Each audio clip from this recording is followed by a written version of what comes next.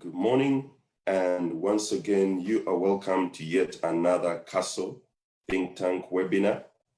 Today, we are discussing the subject of energy. Thank you very much for making the time once again to join us, and we appreciate you. And before we move into any other aspect of this agenda, allow me to welcome Mrs. Angelina Chinomjuni, a member of the Castle Think Tank coordinating team, to open up this session with a word of prayer. Angelina. Okay, let's pray. Lord, we thank you for gathering us this morning.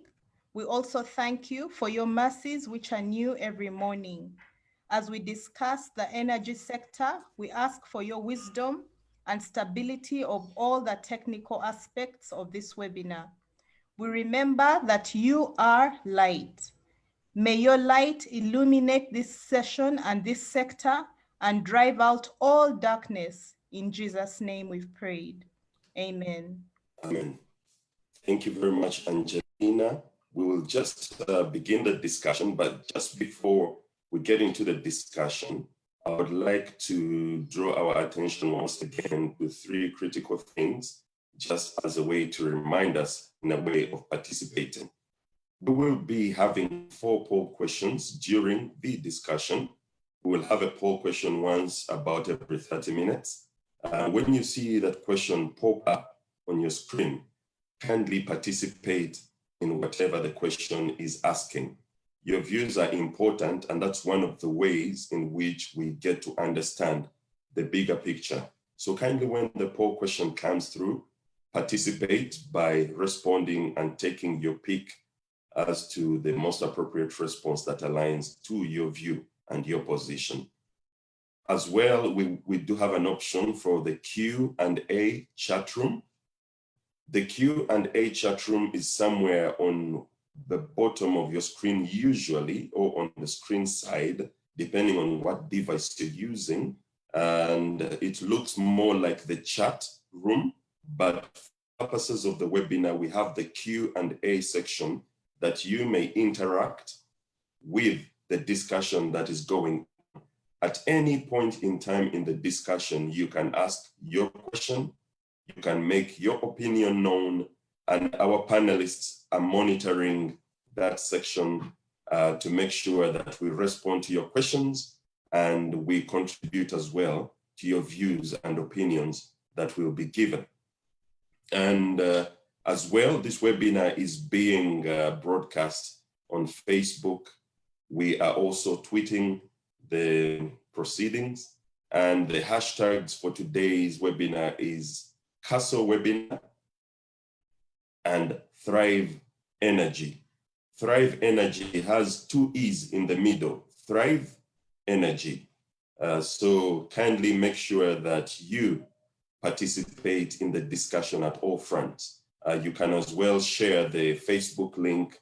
You can host a watch party that is pushing this webinar through to others that may be interested in participating. Now on to the discussion.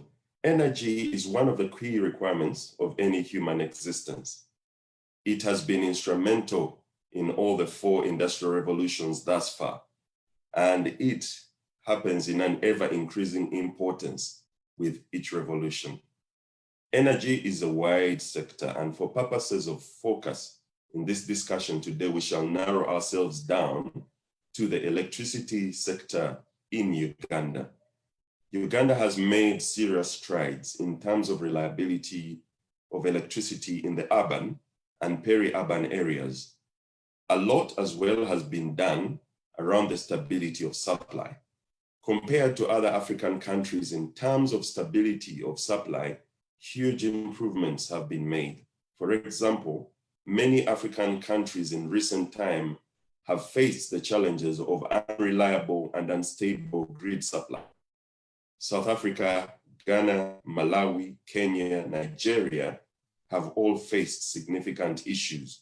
And where the issue of unstable supply on the grid is commonplace in those countries as well. The government of Uganda has invested in a number of electricity supply initiatives in the last 20 years, creating reliability and stability referred to above. However, the issue of cost to the end user still presents serious challenges.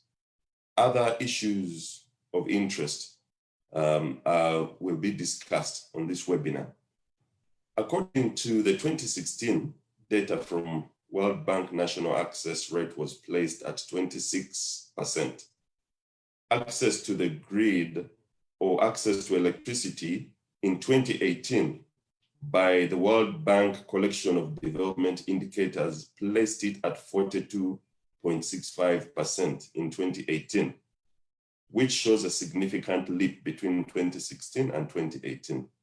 The discussion therefore today will be focused on how we can propose to improve electricity supply in Uganda in both outreach and cost to the end user, as well as address the many other challenges facing Ugandans as consumers of the products in this sector. Once again, I welcome you to this webinar. And we will be having a number of panelists who we shall introduce in great detail before each of them comes to the fore to present.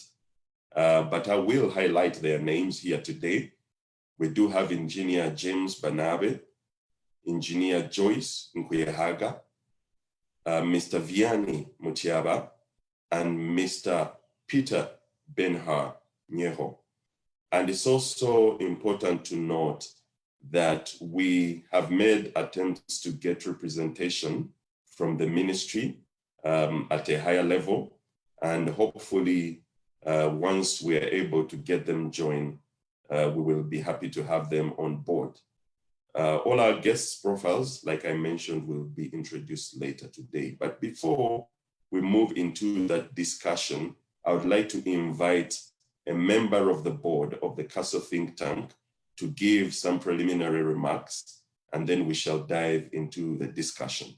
Mr. Robert Mutiaba, if we have you online, kindly make the comments.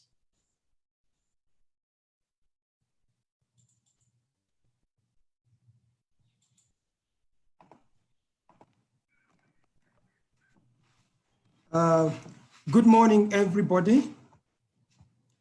It's my pleasure to be here with you all, and I'll take the opportunity to welcome each one of you, Mr. Bernhard Nyeho, the co-founder of Modulus Energy, Mrs. Engineer Joyce N. Nkuyehaga, our moderator, the CEO of Uganda Solar Energy Association, Engineer James Banave, consultant with Center for Infrastructure Growth, Mr. Vianney Mutiaba, my namesake, manager of Pricing Electricity Regulatory Authority. My name is Robert Mutiaba, and it's my privilege and pleasure on behalf of the Center for Advanced Strategic Leadership to welcome you to this webinar that Mr. Paul Bukenya has actually ably already introduced. The Center for Advanced Strategic Leadership is a non-profit organization that was established to provide research and consultancy towards approaches for addressing challenges for Africa's advancement. I would like to welcome you all and all the other participants to this webinar, in which we will be discussing the opportunity that we have in the energy sector as a country to thrive in this time of COVID-19, when everything seems to be thrown apart. We must rise up as a nation. We must rise up as Africa and make great advantage of what is happening so as to put our nation on a new path. And I am glad that all of you have made your time. I would like to thank you for making time to come to this webinar, and hope with you that this webinar will both stir up our minds and our thinking and our action, but also will position us at a new level of taking action in our respective capacities in whatever has been put to our enablement. Thank you very much. Welcome. Feel at home, feel at ease, and let us enjoy this webinar and make great contribution to our nation. Thank you very much. At this point, I'd like to put back to you, Mr. Okenya. So you would invite Mr. Magoba, who is our chief presenter, to take us on. Thank you very much. Thank you so much, Mr. Robert Muchela, for welcoming all the attendees to this webinar. Now, to kick us off in the discussion today, we are going to be welcoming the discussant from Castle Think Tank, Engineer Frank Magoba, who is the founder and CEO of Kaizen Africa. Kaizen Africa is a consulting engineering firm which he founded in 2010. Frank is an engineer with over 20 years experience who has worked in Uganda, Rwanda, Somalia, Burundi, Kenya, and the USA.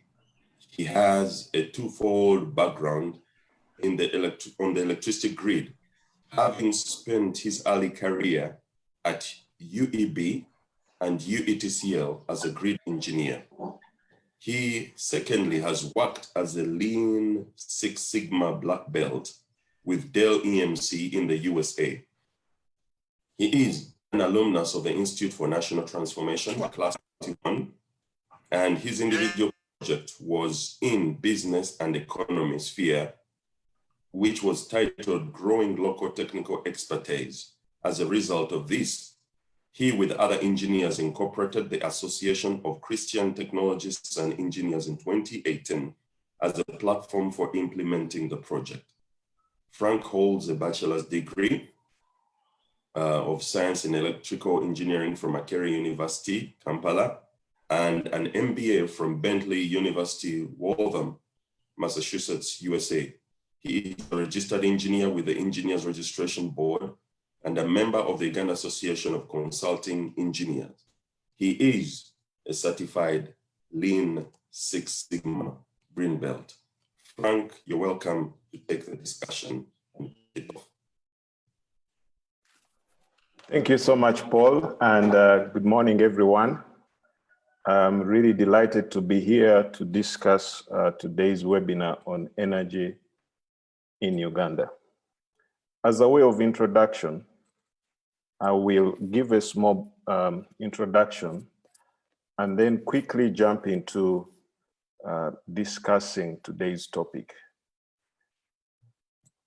The COVID-19 pandemic has been unique in its scope of impact. It presented challenges and opportunities both for the private sector and public sectors globally. Since energy demand patterns are largely driven by our activities, electricity demand dropped to public holiday levels under the lockdown, with reductions in services and industry only partially offset by higher residential use.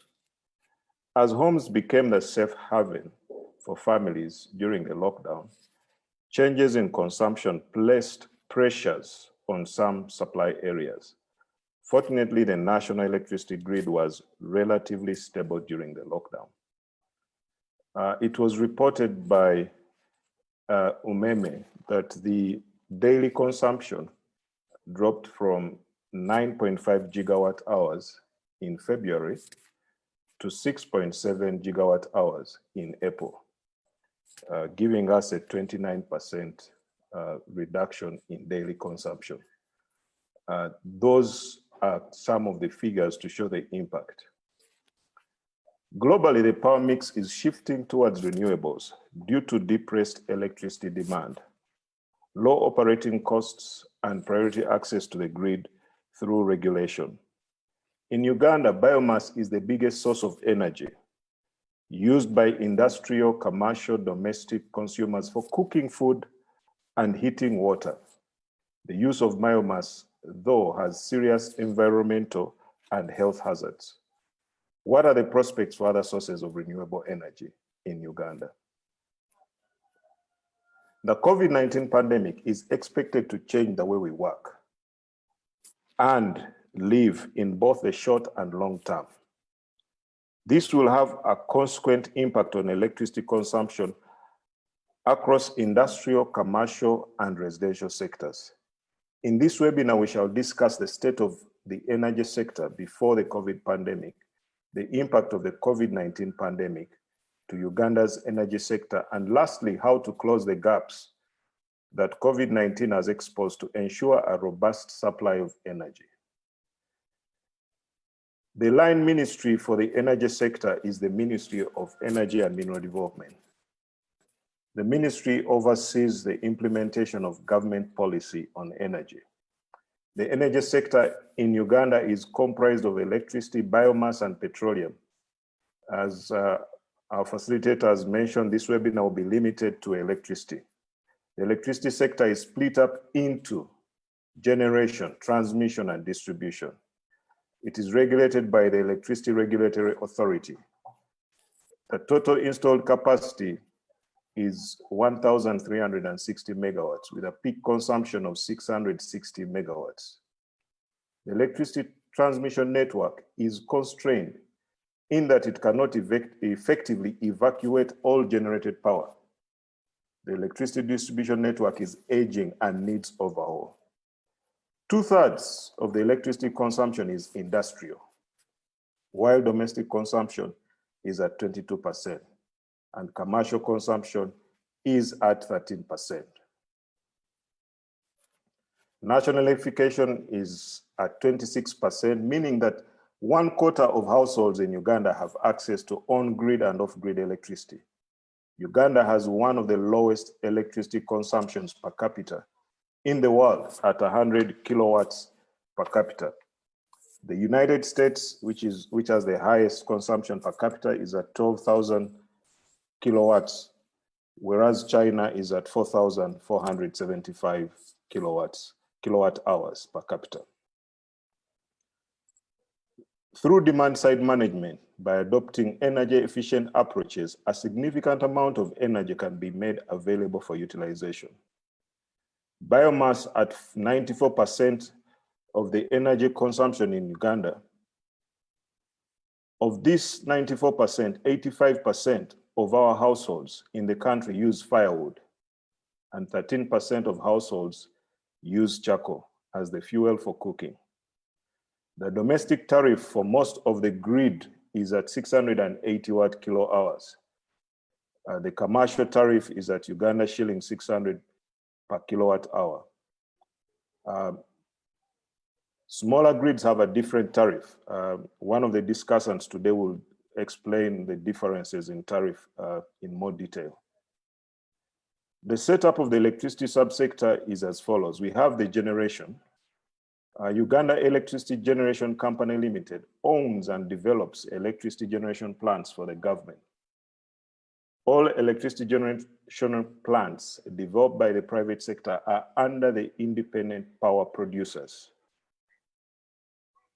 ESCOM is the biggest generator of electricity, which together with over 10 other independent power producers have a combined installed capacity of 1,360 megawatts. At some point this year, we shall be having Karuma Kamon, which is a government project that is being developed under Uganda Electricity Generation Company Limited. There are 3 solar PV generation plants with an installed capacity of 50 megawatts, which are connected on the grid. The transmission of electricity is by a single system operator, the Uganda Electricity Transmission Company Limited. UETCL, in brief, it is fully owned by the government of Uganda. When it comes to distribution, there are a number of distribution companies in the country. Uganda Electricity Distribution Company Limited is responsible for all government electricity distribution assets.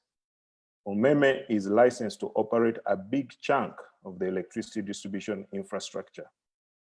This makes UMEME the biggest electricity distribution company in Uganda. There are other electricity distribution institutions across the country that are located service areas, including Wenreco in West Nile, we have PACMEX in Northern Uganda, we have BEX in Western Uganda, and many more. I think we have about 10 distribution institutions in the country. There are also a number of independent grids using renewable energy generation, like biomass and solar, that provide electricity to off-grid communities in the country. The Rural Electrification Agency is under the Ministry of Energy and Mineral Development. It is responsible for increasing grid access in the country. I'll now quickly touch some of the sector challenges and goals as we go into this webinar, so that we can know where Uganda is and where we need to be to make sure that our energy is sufficient for the entire populace. The first challenge that we have is over-reliance on biomass sources in the energy mix. The biggest energy source is biomass, as I've said, which is firewood and charcoal. Firewood is used in households as well as commercially for cooking and heating water. Firewood is used in bricklaying. Most of the bricks that we have are burned using firewood. Bricklaying is a form of industry. Number two, we have a constrained electricity transmission and distribution infrastructure. The transmission network needs to be expanded to effectively evacuate and transmit electricity across the country. The distribution network is old and dilapidated. It requires overhaul. If you talk at a number of commercial users in the CBD, they will tell you the challenges they face, including voltage sags and all sorts of problems in the quality of electricity. Challenge number three, we have limited productive use of energy. The amount of electricity generated has increased. The household consumption of energy is majorly for lighting and cooking.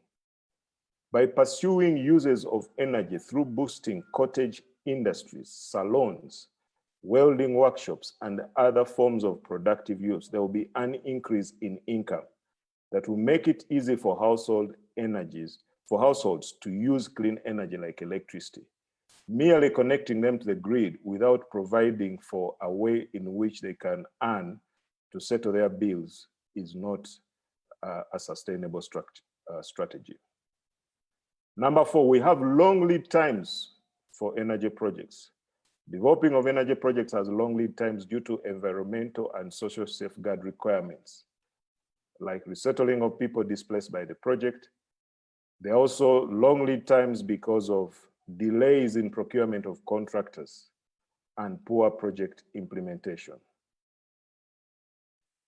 Challenge number five, low levels of energy efficiency. There's a lack of policy mandate to drive the energy efficiency agenda in the sector in Uganda, and as such, the sector has not gained expected progress. Challenge number six, uncoordinated intra and sectoral planning. There's a general lack of coordination in executing projects among the ministries, departments, and agencies that are involved in a given project. A case in point is delays by one stakeholder that affects timelines.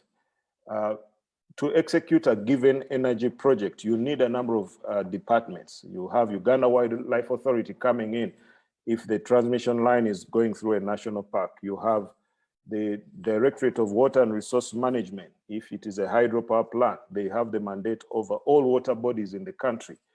You have the National Forestry Association, association that is responsible for forests. So to take a transmission line through the forest, you have to get approvals from them and many other departments. What this does is it delays the execution of a project. As many of you are aware about the hydropower plant that is to be developed, or the government is pursuing to develop in one of our biggest national parks, Murchison Falls National Parks. It has created a big challenge because the people in tourism believe that it should be kept as a tourism site. So those are the main 6 challenges that we identified. We also have some goals for the sector. Some of the goals for the 2020 to 2025 period, according to the National Development Plan 3, are as follows. Number one, increase proportion of the population with access to electricity from 24% in fiscal year 2018-19 to 60%. Another goal, increase per capita electricity consumption from 100 kilowatt hours in fiscal year 2018-19 to 578 kilowatt hours by 2025. Number three, reduce share of biomass energy used for cooking from 85% in fiscal year 2018-19 to 50%.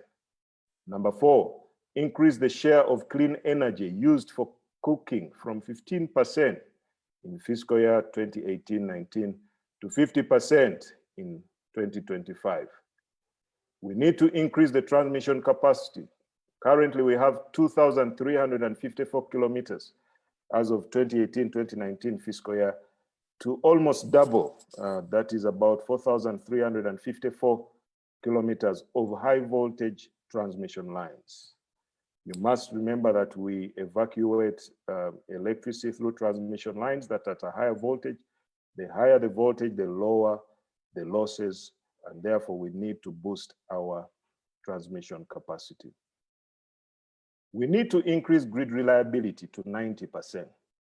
Our grid is fairly stable, but is not 100%. So we believe by 2025, according to National Development Plan 3 goals, we should be at 90%. So what is the impact of COVID-19 in the sector? The supply of electricity has been fairly stable during this period. The government issued a non-disconnection order during the lockdown. The UETCL maintenance team has been efficient in restoring the transmission grid when there are failures in the transmission network. A case in point, when a transmission tower failed during the Champions League football game in 2019. Many of you will remember, I think it was the El Clasico, one of those games, if I get it wrong. But many people complained. They thought it was a government intention to shut down the game, but it was actually a technical fault. But we want to report that UETCL was able to replace the tower within a week. So we have a reliable and fairly good maintenance when the grid fails from the system operator, which is Uganda Electricity Transmission Company Limited. However, there are a few gaps that were exposed as follows. Number one, construction of grid infrastructure has slowed down due to the fact that some grid components like conductors, transformers are imported. Because of travel restrictions, factory acceptance tests could not be done, hence slowing down implementation. The sector suffers from the existence of too much red tape in the Procurement Act. It requires local manufacturers of conductors and other equipment to undergo approval by Uganda National Bureau of Standards, and also requires proof of previous projects. So even when you meet the UNBS standard and you have not shown experience in the past, it is hard to be procured by a government entity to execute a project. This, in effect, stifles local production, which does not create an enabling environment for Buy Uganda, Build Uganda. There's been a drop in the consumption of electricity as some factories closed. I just gave you some figures from Umeme.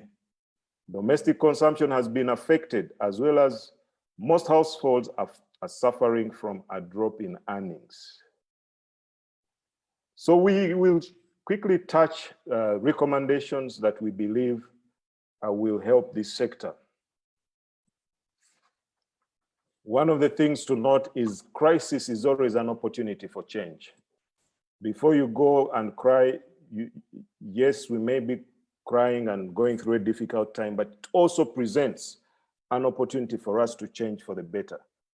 Therefore, we make 6 recommendations. Number one, There's a need to push for local production for electricity, infrastructure components, transformers, pylons, conductors, etc., and associated tools to avoid construction projects from suffering delays when supply chains are affected by a global factor like the COVID pandemic.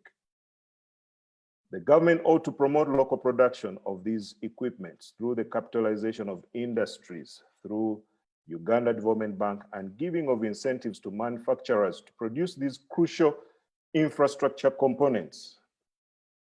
Secondly, electricity transmission is the weakest link in the electricity sector. We need to prioritize and accelerate development of new transmission lines to effectively evacuate generated electricity to consumption centers. We recommend opening the construction of transmission lines to the private sector. This will enable us to benefit from the effectiveness of the private sector. This has already been exhibited in the generation space, where independent power producers were able to bridge the gap in generation that we had in the early 2000s. Thirdly, we need to accelerate automation of operation of the electricity grid. In the post-COVID era, there will be a need for social distancing. We still don't know or have a cure for COVID. So we need to work in a way that the grid can be operated automatically to lead to reduction of human-to-human interactions. Number 4, we need to recommend emphasis on boosting renewable energy sources of energy to replace biomass and fossil fuels. This will help in curbing the depletion of our forests and reduce our carbon footprint from fossil fuels. Number 5,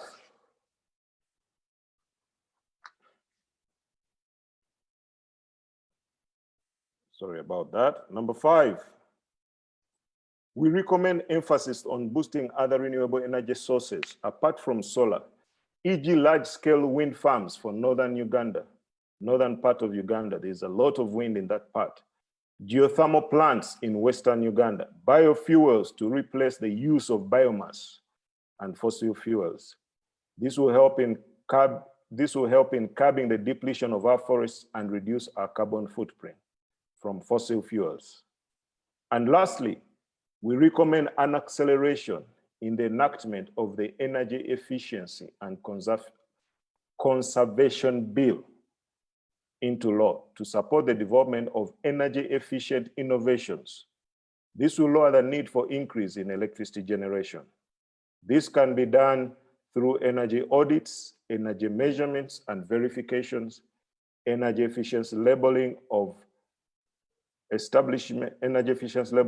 and establishment of minimum energy performance standards for appliances. This can also be enforced through the implementation of ISO 50001 energy management standards for large-scale consumers.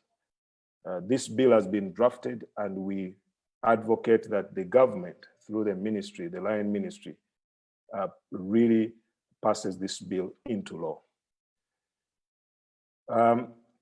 This think piece was compiled from a brainstorming workshop that was organized by CASO in April 2020. We have also had a number of multi-sectoral group reviews that have reviewed the information, made adjustments and additions where needed before it has been presented in this think piece. We want to thank all those that have contributed, and with this think piece, I pass it back to the moderator to guide us in the discussion in today's webinar. I thank you. Thank you so much, Engineer Frank Magoba, for that think piece. Now, we will be moving to another panelist, but before we do that,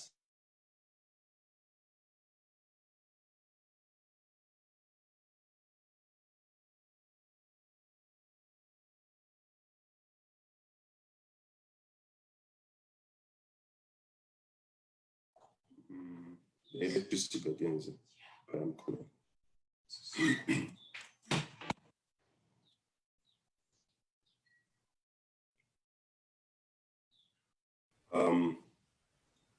sorry about that. On the discussion of the energy sector, I got a power grid shut down. So I'm back to my backup systems now. Okay, well, I was just mentioning that we will be calling up the first poll question shortly. But before we go into that poll question, we still request that you broadcast this discussion. The hashtags are CASO webinar and Thrive Energy. And secondly, kindly make your views and opinions known in the Q&A section. I still notice that there is nothing in there. There's no questions, there's no comments, but we do have the panelists ready to respond to your questions and to your participation in this webinar. So make use of the Q&A section that is available to you to participate in the webinar. And every 30 minutes, we'll be putting up a poll question. And about right now, we'll be taking our first poll question before we move into the first panelist. And the question goes, in your opinion, how do you rate the electricity supply in Uganda during the lockdown? In your opinion, how do you rate the electricity supply in Uganda during the lockdown? Was it adequate? Was it inadequate? Was it fair? Kindly make your view, your opinion known by making a pick of one of the three options that are available toward that question. In your opinion, how do you rate the electricity supply in Uganda during the lockdown? We will be ending the poll in about 30 seconds, so kindly make your contribution toward that poll. Electricity supply in Uganda during the lockdown, adequate, inadequate, or fair? We need to hear what your views and thoughts are. We will be closing the poll in about 15 seconds. So please make your view known if you haven't had an opportunity to participate. The discussion today is about energy, and more specifically, the electricity sector in Uganda. Thank you so much for those that have participated. 51% feel that the supply was adequate, 35% feel it was fair, and 14% feel that the supply during the lockdown was adequate. Thank you so much for participating in that particular discussion. The first panelist that we have today that is coming in to discuss and give their views against the presented think piece is Engineer James Banave Singoma. James is a retired Commissioner, Energy, Efficiency and Conservation in the Ministry of Energy and Ministry and Mineral Development. Currently, he is a consultant with the Cities for Infrastructure Growth, funded by DFID. He is a retired commissioner, as we have mentioned before, and is a member of the board of directors of the Uganda Electricity Distribution Company Limited.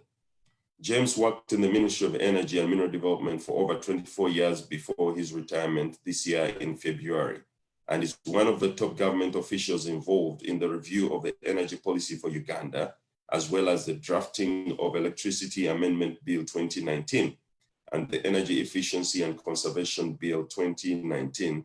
Before joining the ministry, James worked for 12 years at the Sugar Corporation for Uganda Limited in the production department. At the time of his departure, he was at the level of deputy manager process. James holds a master's degree in business administration from Eastern and Southern African Management Institute, ESAMI, a master's of science degree in energy studies obtained from the University of Sheffield in the UK, and a Bachelor of Sciences in Industrial Chemistry from Makerere University. He is a certified energy auditor. James, over to you for your views. Yeah, thank you very much, moderator. And good morning, ladies and gentlemen. James, kindly start your video as well. Thank you.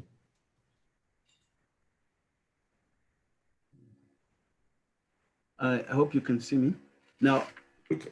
I'd like to say that the think tank came up with a very, very good analysis of the sector, and I'm quite impressed.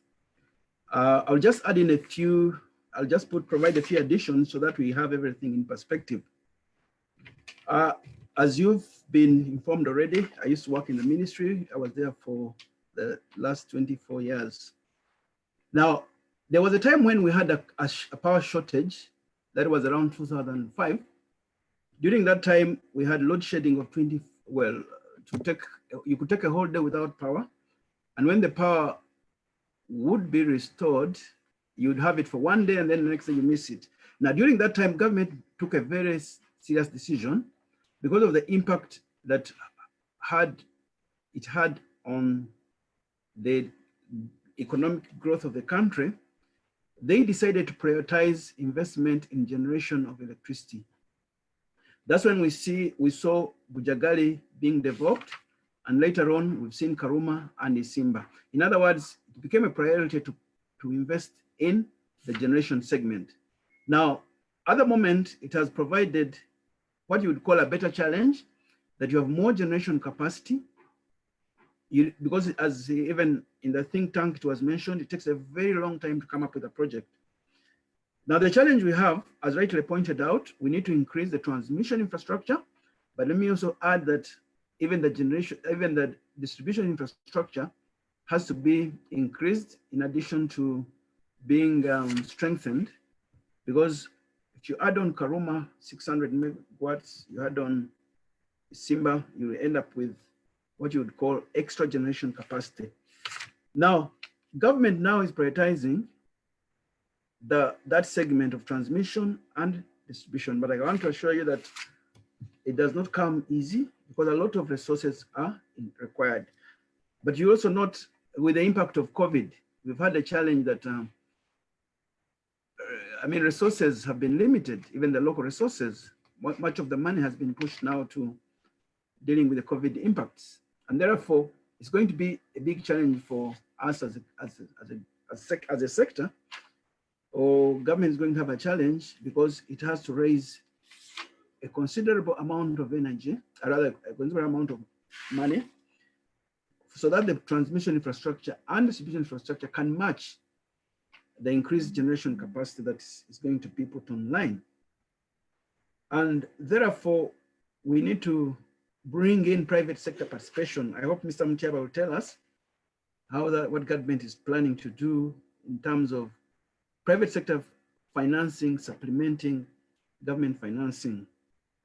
Now, on the recommendations that we've had, of course, one of the issues we're talking about is can there be a tariff reduction? There's always a feeling that our tariff is higher in the region, but I want to assure you that some of the countries we compare ourselves with that have a low tariff also have their own challenges. If you look at Tanzania, we may say they have a low tariff, but their power is not stable, and they have a challenge of over-subsidizing their sector. And at times, the low tariffs are driven by political pressures. South Africa, for instance, is also struggling. The power sector is struggling. Their tariffs are low. They can't raise it politically because the government will be in trouble. And therefore, as long as you keep the tariffs low, you have a challenge in financing your sector. It implies that you've got to avail more resources from other sectors to support your power sector. So that should be noted. Instead of pushing for lower tariffs, I think we would rather now push for more efficient use of energy. And I'm glad among your recommendations, you're recommending that the energy efficiency bill should be fast-tracked. I agree with you. Because when you go efficiency, you will still attain a lower bill, because the issue is the energy cost to the user. You can attain it by lowering the tariff, but you can also attain it by lowering your consumption and using more efficient appliances. One of the appliances right now, especially for the domestic use, as we even talk about shifting from biomass, is an electric pressure cooker. And government has a program, I hope Mutiaba can tell us more, a charcoal to power program, where we're encouraging switching over to start using electricity. Now, the electric pressure cooker is a very smart device. It's new on the market. It uses a pressure, it uses, first of all, it uses a hot plate like a rice cooker, so that the hot plate is embedded within the cooker. You don't lose heat by radiation. So it has a hot plate. It has a very good insulation. It has a thermostat that when the temperature reaches the desired temperature for your cooking, it switches off the power. And then you cook under high pressure, implying that you don't have, when the pressure is high and you've a very well insulated gadget, you could do without additional supply of electricity. That pressure cooker, actually, the electric pressure cooker, actually, you end up using a lower cost for your energy for cooking compared to gas, as well as compared to charcoal. It's something that is new in the market and being promoted. There are studies that are going on with the under the CREEC, that is the Center for Renewable Energy and Energy Conservation at Makerere. They're trying to come up with the comparisons of the cost so that the issue of awareness can be done. So that's one way in which we can promote over-reliance over biomass. Of course, people will say, but how many people have access to electricity? We are saying at least the 25% or so that have connected to electricity would also use this device. Now, the other recommendation of saying, can we do more local production? Can we go bubu? I just want to mention that the bubu policy is very fantastic, but has its own challenges. Now, one of the challenges is that if you get financing from the World Bank, for instance, they will say you've got to do international competitive bidding. You go to, bid. I mean, if somebody from China is someone from India, he has a right to bid to those funds that are from the World Bank. So what we need to do is to harmonize the bubu policy with our donors so that the donors can also agree that when we're doing procurements, we would like to have a preference over our local suppliers, because that in a way helps us. If you, for example, if you buy transformers locally, you'll be able to get them anytime you need. It won't take you time to have them imported. The factory acceptance tests will also not be that complicated. But along with that, we need also to harmonize the standards as well as the specifications. There is a situation where a local manufacturer provided transformers, but based on a certain project, but then the specifications were not the same like UMEME would require. So I think the sector has to address the issue of specifications so that the motors can easily be interchanged, the transformers, those that are locally manufactured, and the kind of transformers that are being used on the grid are standardized. They are not, one doesn't just come up with a different spec that you can hardly find on the market. And therefore, I think that is very important that we harmonize the bubu as well as the donor requirements. I would also like to also mention that the issue of automating the electricity grid is very important. The SCADA is being extended to the whole grid so that it can be very easy to detect faults and also have them addressed. At the moment, it's so manual, but we hope that will be done with time. I'd also like to say that on the issue of sector coordination, maybe I can add that the government is working with the cities for infrastructure growth to come up with a roadmap. The roadmap will address the issues of reliability, issues of access, and that will in a way help have all the key players harmonized together. And therefore, I think going forward, if this roadmap can be supported and accepted, it's a roadmap that is looking at, okay, coming up with key activities that have to be done to address the challenges in the sector. Now, the CEOs of all these institutions will sign in on those actions, and on a regular basis, the PS or the minister will be holding a meeting with the CEOs to agree on how progress is being made. If it's the issue of bubu, if it's the issue of reliability, if the issue of access, all that will be taken into consideration. And I hope that going forward, coordination will be done much, much better. Chairman, I think my time should be nearly up. I think I thank you for the time you've given me. Thank you. Thank you so much, Engineer Banave. Indeed, it's always interesting knowing about what's happening. I didn't know about the electricity pressure cooker, but it's something I'm walking away from here with. I hope on the market I'll be looking for one urgently. All right, we move on to the next discussant, Engineer Joyce Nkuyahaga. Joyce is the Chief Executive Officer of the Uganda Solar Energy Association and has served in this position since 2018. She is an electrical engineer with vast experience in the digital and renewable energy sectors. Joyce has worked extensively in the Uganda ICT sector and more recently in the renewable energy sector. Prior to joining USAIA as the CEO, Joyce worked in the telecoms infrastructure sector, deploying structure and energy solutions for telecom towers across Africa. She previously managed and deployed telecom solutions in Uganda, Rwanda, Guinea Republic, and was a programs manager and networks engineer. Joyce holds an MBA from the University of Leicester, a Master of Science in Electrical Engineering from the University of Witwatersrand in South Africa, and a Bachelor of Science in Electrical Engineering from Makerere University, Uganda. Joyce, we are looking forward to hearing your contribution to the think piece as presented. Joyce, over to you. Okay, thank you, Frank and Paul, for this session. And also thank you to all the attendees. I see the list is quite long. Thanks for making the time on a Saturday morning. I'll speak mostly on the off-grid, especially off-grid solar.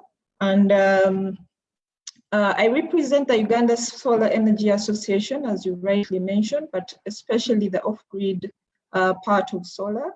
The last 10 years have seen a tremendous change in the off-grid sector, and there has been proof that energy access can change based just on off-grid.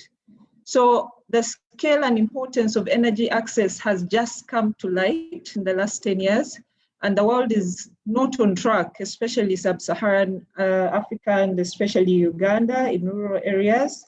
I think that you also mentioned on your presentation. But if I might cite the stats for Uganda again, they're fairly depressing. So it says access in Uganda still stands at barely 30% in urban areas, and in rural areas it's worse. It's only at 18%. And the reason for that is Ugandans live in very sparse dwellings and in rural, mostly agricultural communities. However, there's a silver lining. In the last 6 or 7 years, we have seen improvements in technology. We have seen the pay-go space becoming quite vibrant. We have seen business models improve and credit creating opportunities where there were none before. So according to the Uganda Bureau of Statistics, about 1.4 million households in Uganda today are electrified by solar systems. That's either a solar lantern or a solar home system. And that also is corroborated by one of our data collections from last year from our membership. You'll also see that this sector is growing quite rapidly. Between the time I joined in late 2018 and now, the number of members we have has doubled. So there's a big business opportunity there, and there's also a lot of connections happening within a very short time. The advantage with solar is it's scalable, it's modular, and it can be both in a home system and mini-grid form. The International Energy Agency estimates that about 30% of connections in sub-Saharan Africa will come from grid, about 45% from mini-grids and 25% from standalone solar. But out of these three options, mini-grids and standalone solar are the least cost option. That means government will have to spend a lot less to make mini-grid and standalone solar connections in comparison to how much they have to spend on grid. So we all know the challenges faced with grid. I think the introduction articulated them very well. The off-grid space has its challenges as well. It's not all rosy, but they are much, much less big challenges. They can be addressed much faster and cheaply, more than the grid challenges. So at the moment, our biggest challenge has been access to finance in the off-grid space. So access to finance in the sense that a lot of our business models are not understood by investors, by lenders. While we have a grid component really understood, running a power line, that's easy and straightforward for everybody to understand. Nobody understands if I tell them I'll sell somebody deep down in the village a solar home system and they'll pay me 1,000 shillings a day. It's risky, the receivables are too many, the controls have challenges, and there's fear from investors that maybe you will not remit your repayments on time. So that challenge has been stuck with us for the last number of years in the solar sector. But also what we have seen from the government side is a lack of an off-grid component in the rural electrification strategy. While the Uganda Bureau of Statistics now confirms that there's more off-grid connections, there are more off-grid connections than there are grid connections, there's very little off-grid mentioned in the rural electrification strategy. This is causing confusion with regards to the role of off-grid solutions in the government's energy access strategy, and it undermines the confidence and creates a perception of risk, which is determining investment. So if the government is not recognizing you and taking you seriously, then investors are not going to take you seriously as well. So we need government to come in, and it's a shame we don't have somebody from the Ministry of Energy today. We need government to come in and support our off-grid sector. And then secondly, we also have a very challenging tax regime. And when I speak of tax regime, it's a complete circle. That's domestic and import tax. So there have been, and there's a general misconception that all solar components are exempt of taxes, which is very untrue. And yet a lot of these components and accessories and their spare parts are not exempt. Only a few of them are exempt. So companies also report being taxed differently from each other. And sometimes one company is taxed differently for the same item. So if you import today, if you import a solar battery today, you'll be taxed, and next time you won't be. So there's a lot of gray areas in the taxation, and efforts to streamline that are still ongoing, but it's still a difficult ask. So I will also reiterate the issue of coordination among government agencies implementing off-grid strategy. So I believe that there's need to have more dialogue between government and private sector. There have been some forums coming up in the last few months, but these are not very engaging. They are one-offs. There's no working group. There's no feedback. There's no working together. So this think tank, I think, is the closest first meeting I've seen of the sectors coming together to discuss and share challenges of different sectors. So there's an urgent need to take steps to improve the policy and regulatory environment of Uganda's solar space, and especially in light of a recent introduction of new taxes in the sector. So in short, that's it. I'll also speak briefly to the recent pandemic and what has happened to our companies. So in recent times, a pandemic, as with any other business, has caused a shock, has been a trying time for all businesses.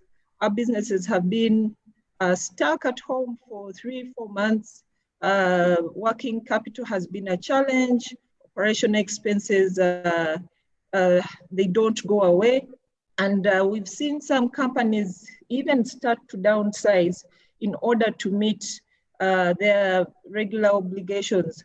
But what is also on the brighter side, what we found was businesses were sitting at home. Our business people were sitting at home. The customers also were demanding more products.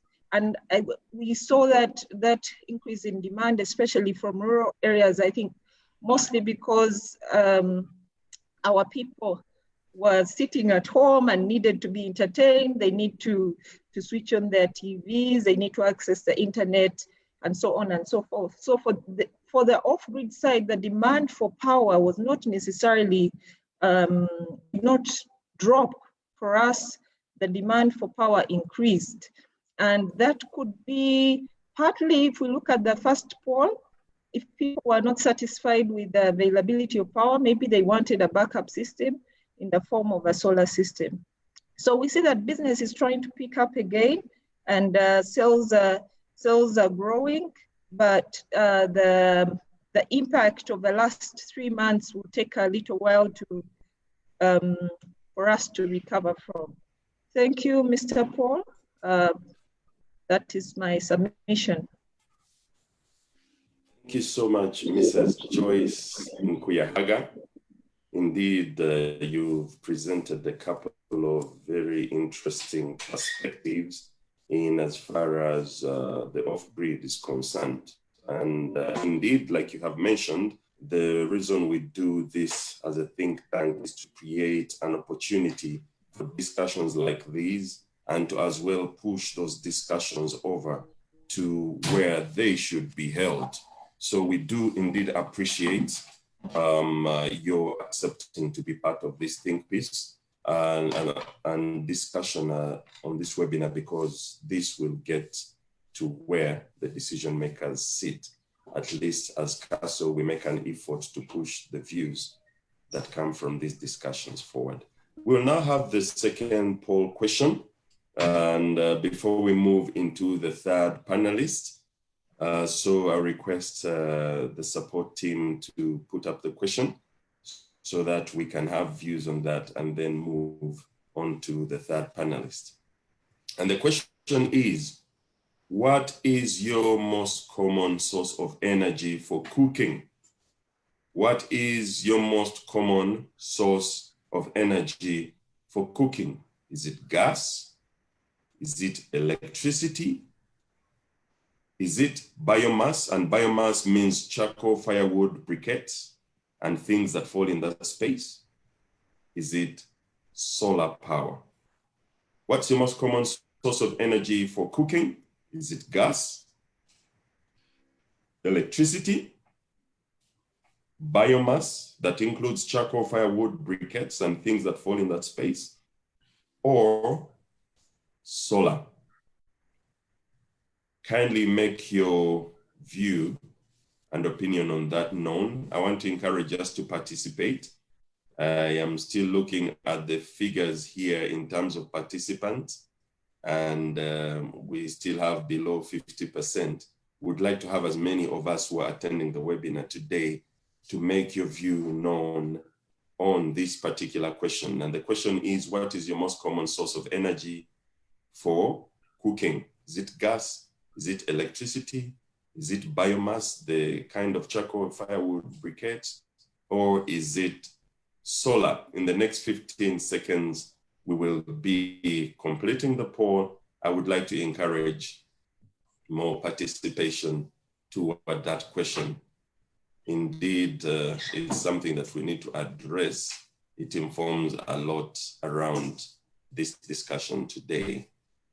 Okay, looks like time does not permit us to push this further. We will be ending this poll now. And interestingly, the competition between gas and biomass is very, very close. 52% use gas, 45% uses biomass, and only 3% uses electricity. And there is no one on this particular webinar that has selected solar power as a source for energy for cooking. So clearly there is a lot of discussions indeed that need to happen around improving that. Otherwise we are paying for it a heavy price with our environment. Discussant number 3 is Mr. Vianney Mutyaba. And Mr. Vianney Mutyaba is the manager pricing at the Electricity Regulatory Authority, and he's responsible for managing the tariff structure of the Uganda electricity supply industry, reviewing investment proposals to inform decision-making, promoting investment in renewable energy, coordinating activities between the regulatory authority and the development partners. Technical skills include public-private partnership, infrastructure financing, project finance, project risk assessment, appraisal, bankability, climate finance, tariff design for generation, transmission and distribution, power utilities, regulatory policy and framework, design energy sector reforms, policy design, risk management, and development finance. Vianney holds a Master's of Philosophy in Development Finance from the University of Stellenbosch Business School in Cape Town. He's a fellow of the Association of Chartered Certified Accountants, UK. He's a member of the Institute for Certified Public Accountants of Uganda. He is a certified climate and renewable energy finance expert from the Frankfurt School of Finance and Management, and is completing a Master's in Strategic Planning from Edinburgh Business School, Heriot-Watt University. Vianney, I think there is no better place for you to come in than this point in time and speak to us about pricing of electricity, as it seems to be a major issue, and as well comment on the think piece that has been presented. Vianney, over to you. Thank you, Paul, and good morning, everyone. As introduced, my name is Vianney Mutyaba. I work at the ERA. I want to thank Paul for the opportunity that has been given to me to be part of this webinar. I also want to thank the previous speakers, James, Frank, and Joyce, for the presentations made.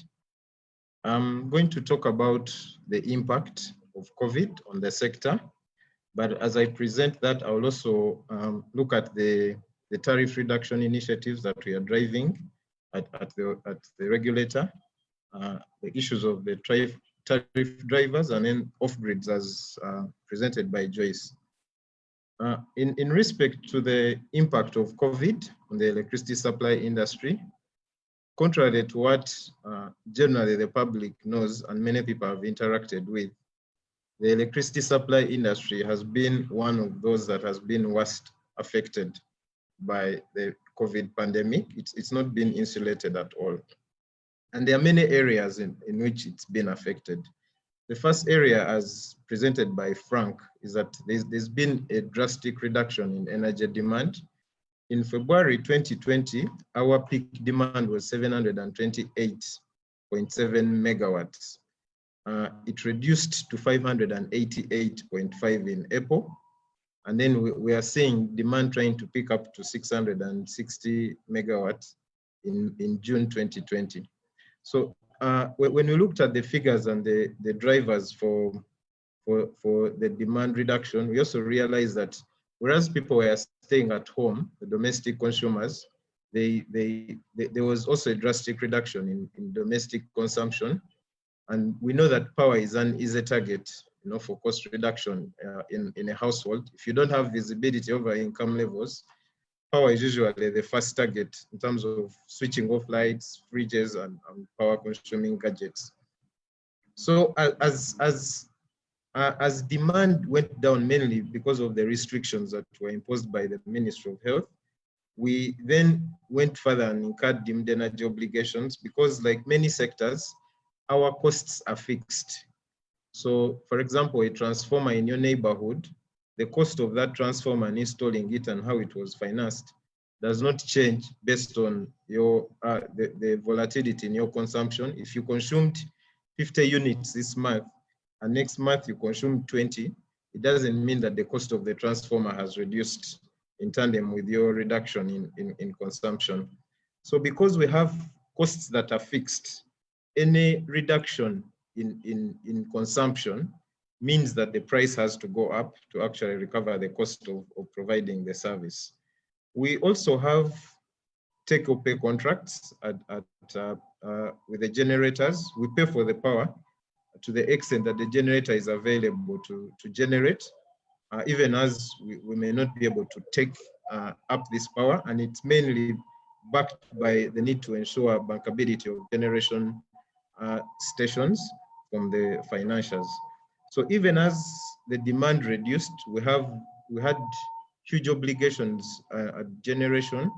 If you look at a 3-month period, we have an obligation of around $54 million just in costs that we have to pay, that we have to pay even when consumption has reduced. When you look at the efficiency of the sector, we've seen losses increase during this time of the pandemic. In 2019, WEME reported losses of 16.4%. As ERA, we set a target of 14% for the year 2020. In February, WEME had an outturn of 15%. The losses increased in April to 20.9% and May to 19.6%.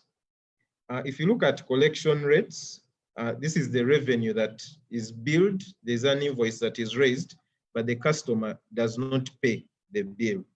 So because of the directives from the president not to disconnect people for non-payment, in 2019, WEME collected 99.7% of the revenue that had been billed. We set for them a target of 99.7 in 2020. If you look at the outturn for March, that's when on the 18th March, when the president first made the announcement, ending that month, the collection was at 90.7. That means 10% of the revenue was not collected. In April, the collection went worse to 76.5%. And then we are seeing it coming back to 98.4% in May 2020. So if you have demand reducing by almost 23%, losses are going up, collection is in the 70% ranges. So all that means literally almost you're not getting 40% of the revenue that you need to actually run the sector. But that said, I think we've been lucky with the technology that we've rolled out, especially on prepaid metering. Around 95% of our customers are on prepaid metering for domestic. So at least they are able to pay because there is no enforcement measure in terms of disconnection to enforce payment. Now, on the issue of reliability of supply, as one of our pillars as a sector moving forward is we want to improve reliability. But during the pandemic, because of the restrictions, the curfew, we faced a challenge in terms of how fast the utilities would respond to outages in light of the restrictions. Even when we were classified as essential services, the stops and by the police really impacted on the utilities operations. We've also had delays in implementation of investment plans. As Frank presented, because of the restrictions on travel, you can't do factory acceptance tests. Some of the equipment is so specialized that people to install it come out of the country. You need to import the equipment. So we approved an investment plan of WEME of around $84 million and UETCL of around 60 billion for investments to be done between January and December 2020. But because of the restrictions on the travel, importation, the logistics of handling the equipment, we don't see us executing those investments. Now, those investments are really towards demand growth, reliability, access, loss reduction. So the impact of that delay is actually going to feed into the performance of the sector in the short to medium term. We've also had issues of connections. We've also not been able to do connections as we had planned during the COVID pandemic. We had planned to do 300,000 connections, but because of the restrictions, we've not been able to pull off the numbers. And of course, that then, adversely affects the government's plan to have 60% connections by 2027.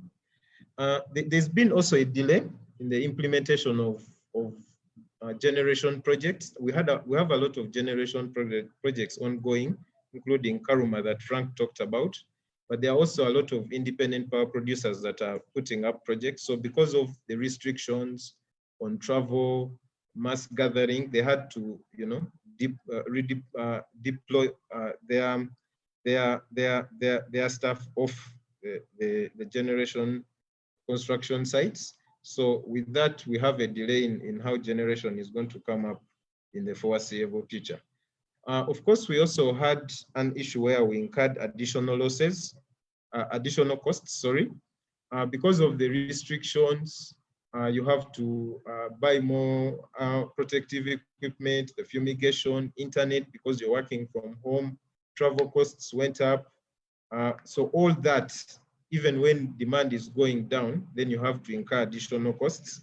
So we estimate that utilities incurred between $26,000 to $210,000 per month during the restriction period on account of the COVID pandemic.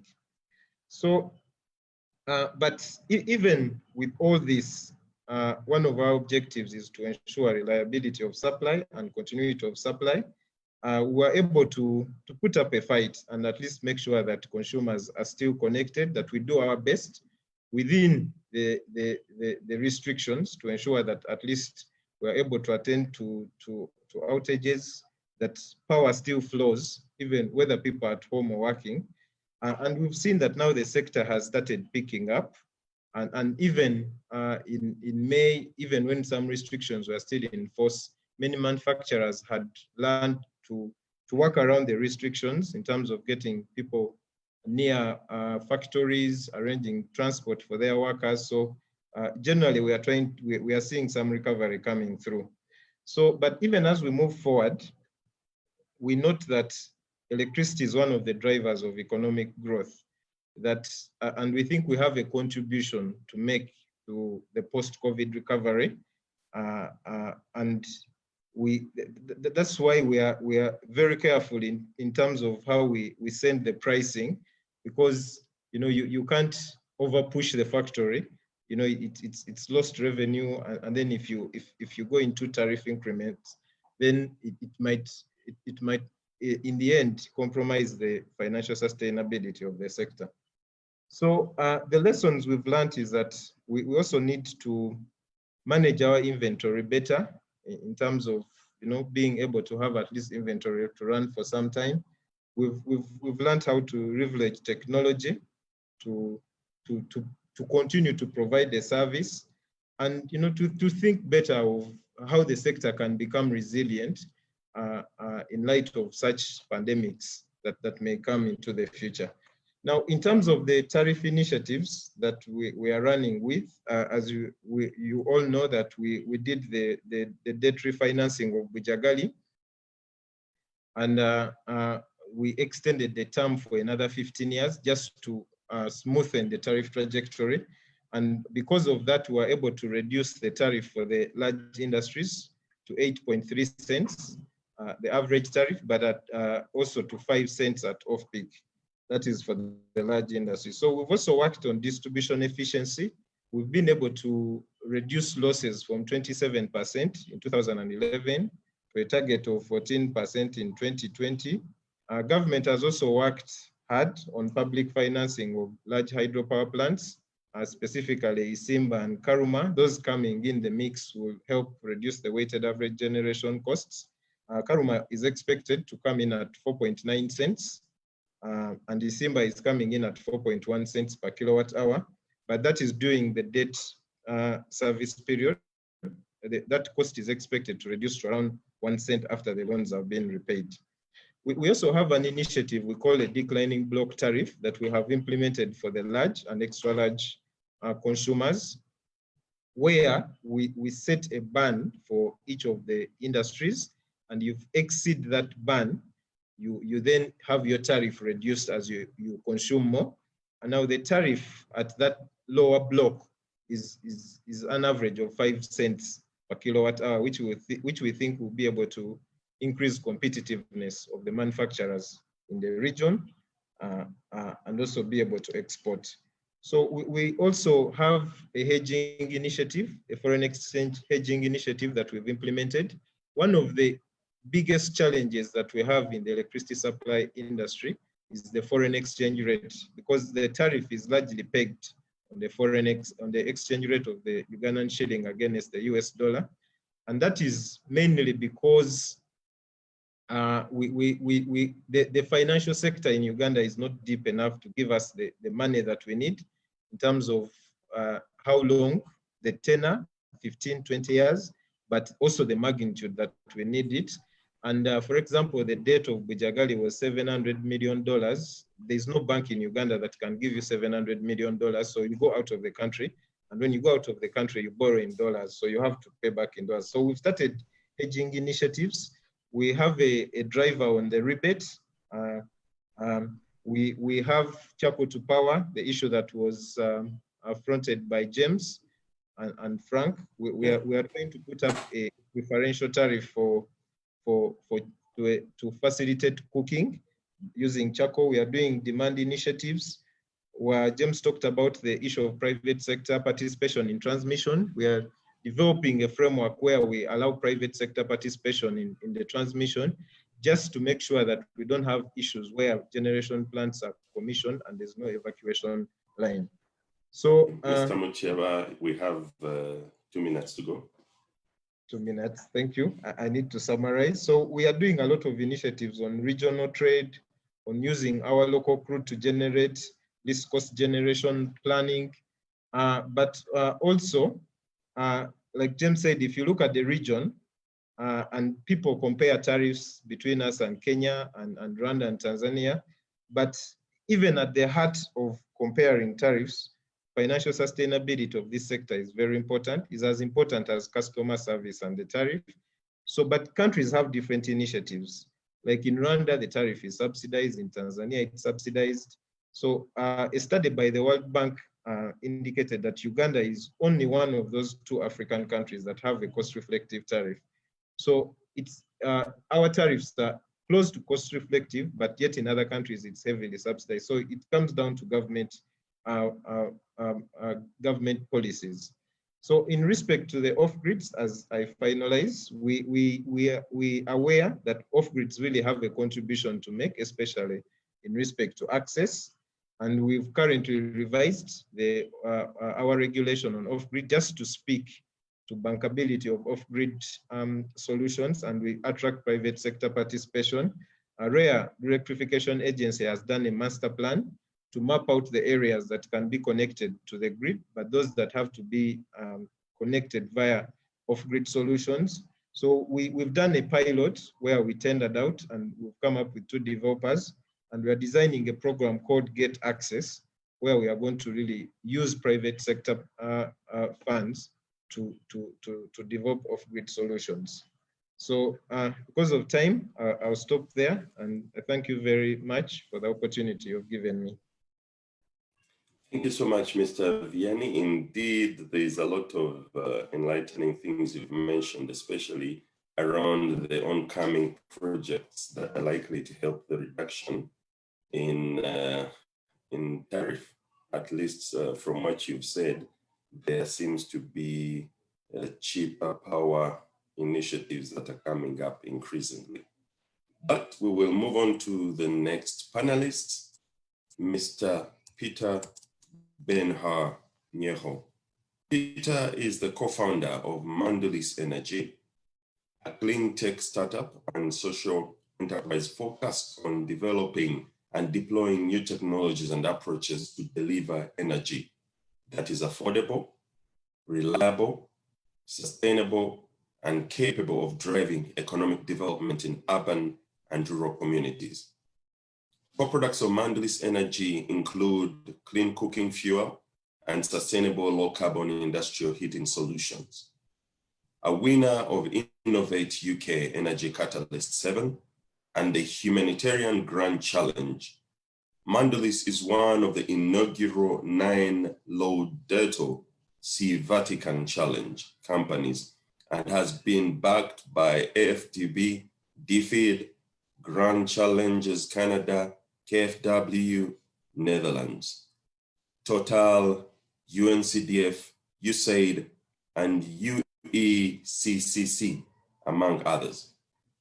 Mandalis leads the development of the Earth Energy, which will be Africa's largest grid-tied biomass gasification power plant, as well as the off-grid REPAL project, using renewable energy to power agriculture and enhance the livelihoods of thousands of rural smallholder farmers.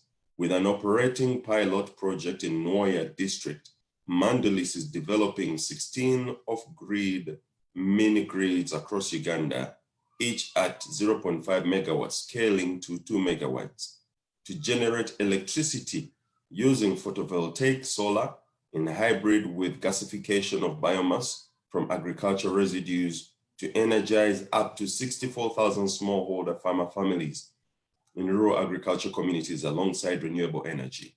Nyeho has also worked in carbon finance, education, transport, and logistics. He holds a Master's of Engineering in Aerospace Engineering from the University of Bristol. He is an avid ballroom dancer and thespian, and is fluent in French, Arabic, and actually, I hope, Peter, you do not speak in Arabic on this one, but over to you. Go ahead and give your view on the discussion at hand. Thank you very much, and many thanks to the previous speakers who have spoken before myself, and most welcome to everyone who's attending this webinar today, and most grateful for you giving us your time. Carrying on from our previous speaker, I'm going to talk about the off-grid side of the renewable energy sector, especially rural electrification and mini-grids, and focusing a lot on the importance of the opportunity we have to transform waste to renewable energy for sustainable economic development. So I'll start with a note of hope. Someone I respect a lot said something. He said, the future does have a name, and its name is hope. A tiny flicker of light that feeds on hope is enough to shatter the shield of darkness. Now, delivering renewable energy and value-added services to address the many challenges faced by rural farming communities is quite important, because every one of these challenges is the story of most of rural Africa. When you think about access to energy in Europe, for example, you find that one person in Europe consumes more electricity than over 30 people in sub-Saharan Africa, Uganda inclusive. And more than half of the world's population without electricity reside in Africa, and Uganda is a huge part of that. But there is a lot that can be done. Of course, in Africa, we know that grid connectivity exceeds 80% for the wealthiest 1/5 of households, and yet for the poorest 40% of the population, connectivity is below 10%. And when we look at the demographics and how they're rising, cities are growing, and formerly rural areas are now becoming cities, as we've seen in Uganda of recent. And modern energy is indispensable to Africa's progress and Uganda's as well. And it's possible for us in Uganda to actually lead the world's low carbon clean energy revolution when we make the most of all the opportunities available to us. And sustainable development goals will only succeed when they succeed in Africa. And energy, we know, is the golden thread that connects growth, equity, and sustainability, and is essential for all the SDGs to succeed. Now, let's look at electricity. You know, we've got just a few of us connected to electricity within the country, to the grid, and off-grid, there's some more online, but more than half of us as a country still lack access to electricity. And that's most felt in rural communities, because the majority of people in rural communities are farmers. And for any farmer, no electricity means no agricultural processing. And so they sell their crops straight from the fields at a minimum price. And this perpetuates the cycle of poverty which they're in. And connected to that, our previous speakers have talked a lot about the use of wood fuels for cooking.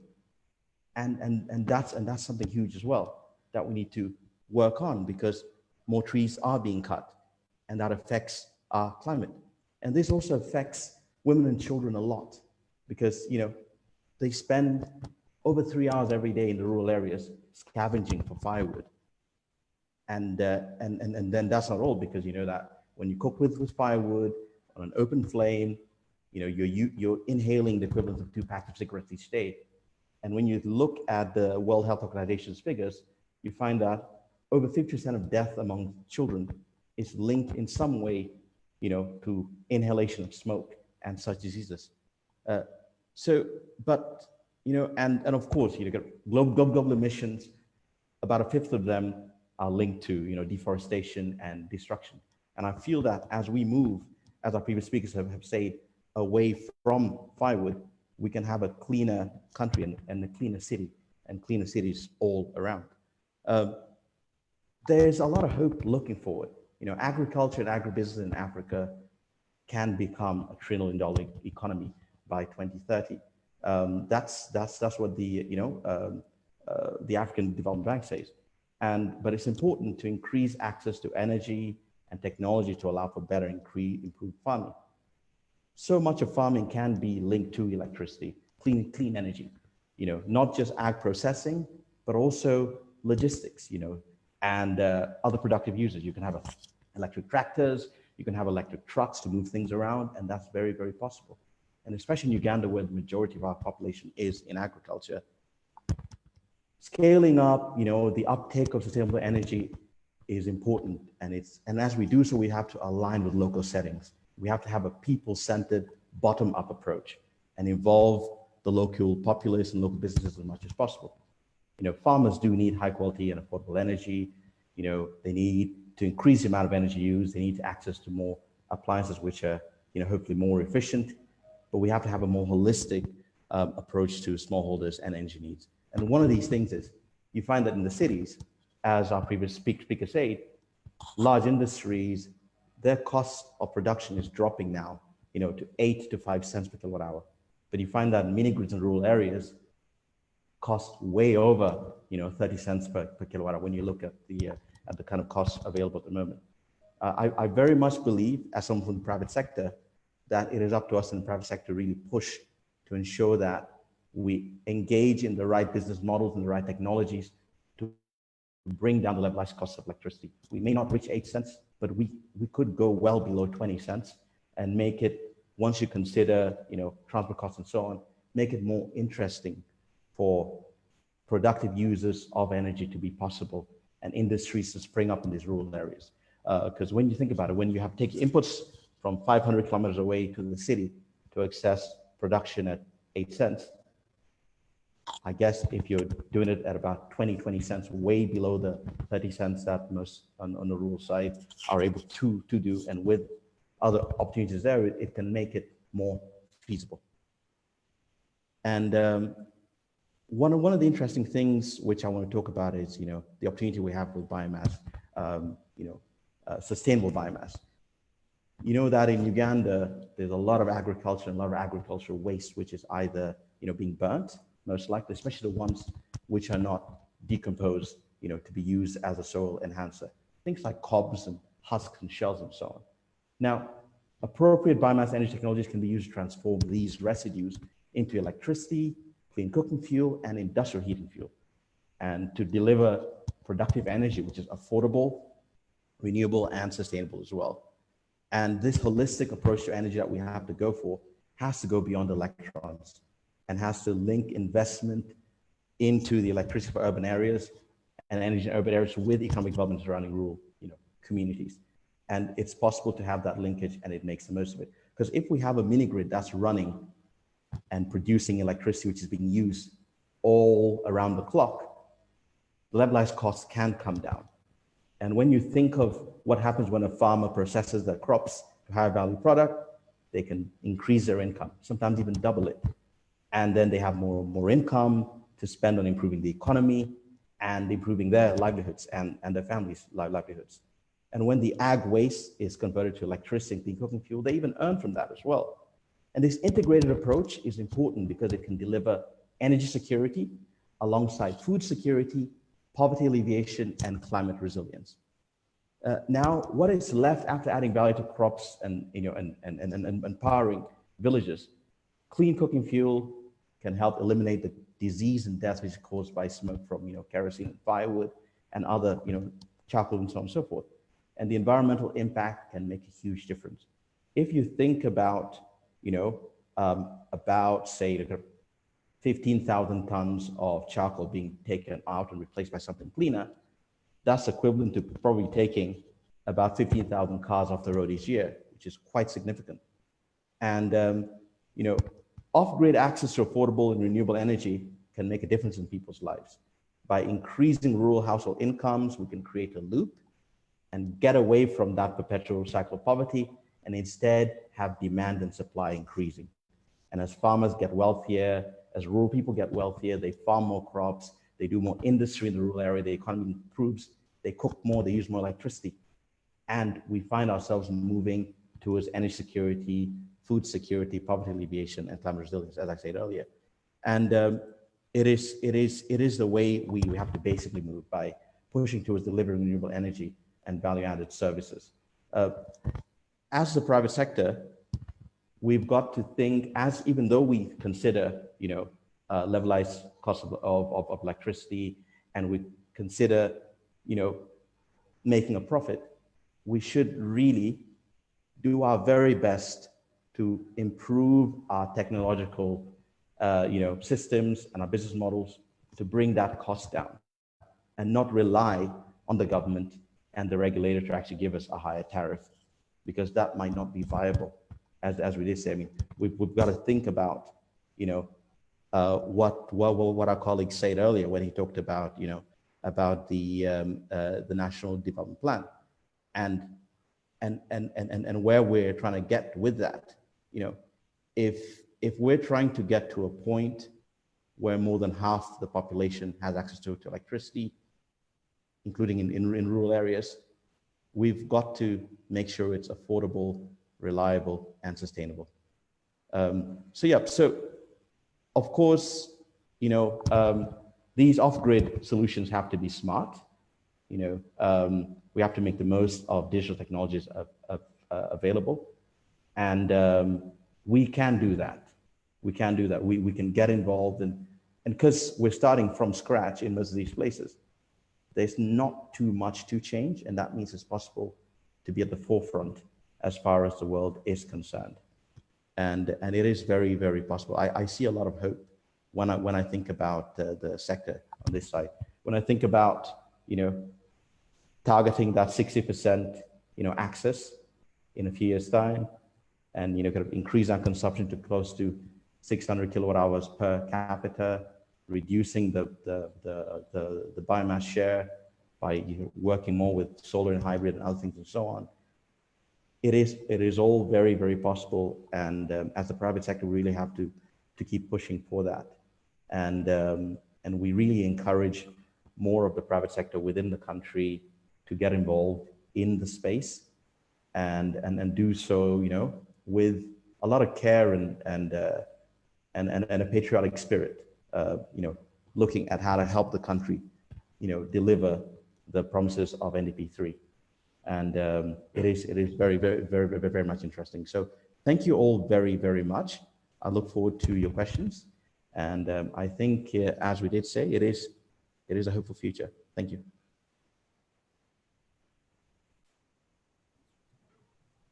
Hello. Thank you so much, Peter. You must be an eternal optimist. Listening to you, it gives hope that the biggest question or the biggest elephant in the room today is the cost of electricity. It's not so much that people do not want to use it. It is how expensive and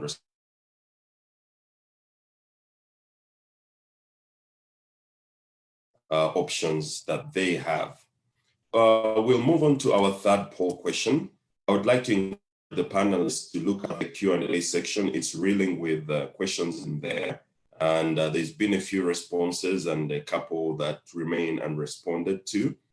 The third poll question is, do you have connectivity to the national power grid at your village house? Do you have connectivity to the national power grid at your village house? And the responses is yes, no. And the third response is, it's there in my village, but my house is not connected. Do you have connectivity to the national power grid at your village house? The responses are yes, no. And the third one is, it's there in my village, but my house is not connected. Kindly have your go at that. We want to really know what's happening with all the power that is being thrown to the grid and how much access we do have across. Do you have connectivity to the national power grid at your village house? Yes, no, it's there in my village, but my house is not connected. Those are the three options. We'll be closing the poll in the next 15 seconds. Make your view known. Immediately after this poll, we will be moving into the public discussion and the Q&A additional commentaries that we missed. Okay, the poll ends right about now. And 51% say yes, they do have connectivity to the national power grid at their village house. 34% say no, and 14% says that they do have it in the village, but the house is not connected. Interesting poll statistics indeed, and thank you very much for your participation in that poll. We do appreciate your involvement there. So we're going to move on.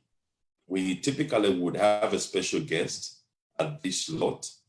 And like was highlighted earlier on, we did not manage to access representation from the minister in charge. So we will move along with the discussions that we have here today.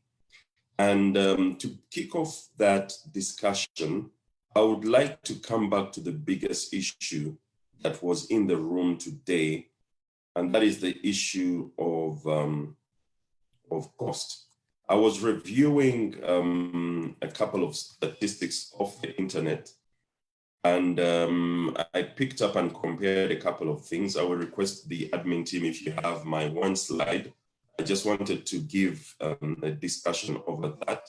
Please understand that I'm not an economist, and I'm just a guy off the street that can read the internet and can read some figures. And I saw certain things that I thought I needed to bring to the attention of maybe Mr. Mutiaba and others on the panel and the discussion today. I looked at the unit cost of electricity as per the statistics that are readily available on the internet in a number of countries, from the UK, Israel, US, South Africa, through to our own.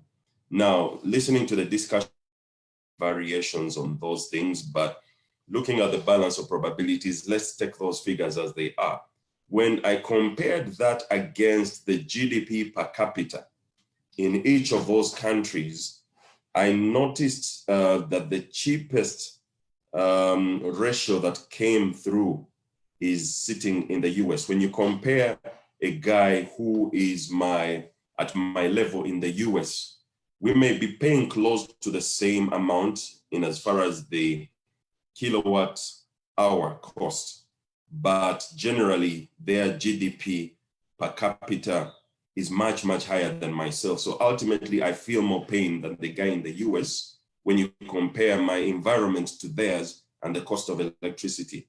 And the figure, when you see the Ugandan figure compared to that, using the figures that I could pick up, it came to almost 150 times more pain, if we can take that as a pain figure. If we go by the tariff the way it is today, and you compare it across the board, even with countries like South Africa, which relatively have a high tariff today, you compare us to Kenya, you compare us to Nigeria, the Ugandan electricity consumer, much as the tariff seems to almost match, it's within range across the board, across the countries, the Ugandan electricity consumer seems to be feeling more pain. Now, that discussion aside, I'm going to pull that slide down and ask my question. We definitely have an issue around the cost of electricity. How can we lower that cost? I know Peter has just touched a few things there, but maybe we may begin with Vianney. You mentioned a couple of things about dropping costs in upcoming projects like Karuma, but kind of highlight to us, because the pain that the Ugandan user feels, much as the tariff may apparently be lower comparatively, the issue of compared to what's in the pocket of Ugandans, how do we lower that cost? Or is it a castle in the air? Vianney. Thank you, Paul, for the question and the feedback we've received this far. This is really at the heartbeat of the regulator. One of our pillars is to ensure the affordable tariff. So we work towards that every day. But there are two aspects that drive affordability. One is income levels, and the other is the level of expenditure or the cost of that item you're looking at. So I don't want to go so much in income levels, because income levels of Ugandans is driven by so many factors. So we did a study last year, and we really wanted to find out how affordable this power is. So we got a consultant, went to the field, and then we found out that on an average household in Uganda spends around 3 to 4% of their total basket of expenditure on electricity. So when you compare that to transport, to feeding, to even airtime, because now when you look at it, for example, if you try to compare it with airtime, this household, the meter that you're talking about that is used to measure electricity and therefore the bill is used by, for a typical household based on UBOS data is 5.3 people. So all those people are on this meter. But when you go in a typical home, everyone has a mobile phone, they are buying data. So the cost of data and airtime is actually much more. The cost of feeding, of transport, of rent is actually much more. So a World Bank study concluded that an item is not affordable if it is more than 10% of the total basket of expenditure. But that put aside is not to say that the price that we are at is the best we can get. We can do better. But if you're comparing prices between countries, you see, if you're putting up, for example, a power plant, no one has monopoly over technology. So if a power plant is built, for example, in Kenya or Nigeria, and the technology is imported from Germany, nothing stops us from importing that technology from Germany into Uganda. Now, it comes down to a number of issues. because if a turbine is costing $5 million in German, and Nigeria has bought that turbine and installed it, I can as well buy it. Now it comes down to logistics, how that turbine moves from German to the power plant. It comes down to tax policy. Joyce talked about that. It's possible that Nigeria's tax policy is on renewable energy is different from Uganda's. It comes down to land issues. And as you know, Uganda has a land tenure system that can actually prohibit project development. So you find out that, I can tell you that there are a lot of transmission lines where the cost of land is much more than the cost that the cost of the equipment you're installing. So because of those aspects, you find that different countries have different tariffs, but it is not because the cost of the electromechanical is high, but it is because of other issues like land, taxes, logistics. I can give you an example. If you look at the EPC cost of Bujagali and Karuma, and you look at the cost per megawatt, the cost per megawatt, EPC cost of Bujagali and Karuma are in the same range. But then it comes down to how was this project financed? Bujagali was financed by private sector. Karuma is being developed by the government. Government made a 15% contribution on the EPC cost of Karuma. Debt was 85%. It was borrowed on concessional terms. Bujagali went for a typical project finance. Cost of equity is 19%, and went to commercial banks and development banks and sourced financing. So how the project is financed is also a big driver in terms of the resultant tariff. So thank you, Paul. Thank you, Vianney. And again, still on this same issue, because it's one of the biggest issues that people participating in this webinar are really listening out to understand and to get their heads around.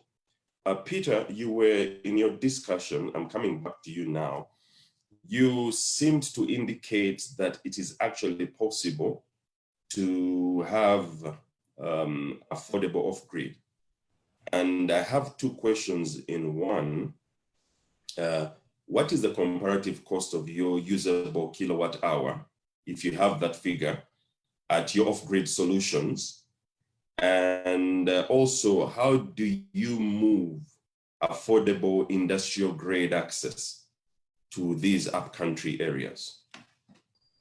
So the key, what's your cost? Because we've had, Vianney has highlighted clearly, and we all know as well from the on-grid how much we are paying for a kilowatt hour.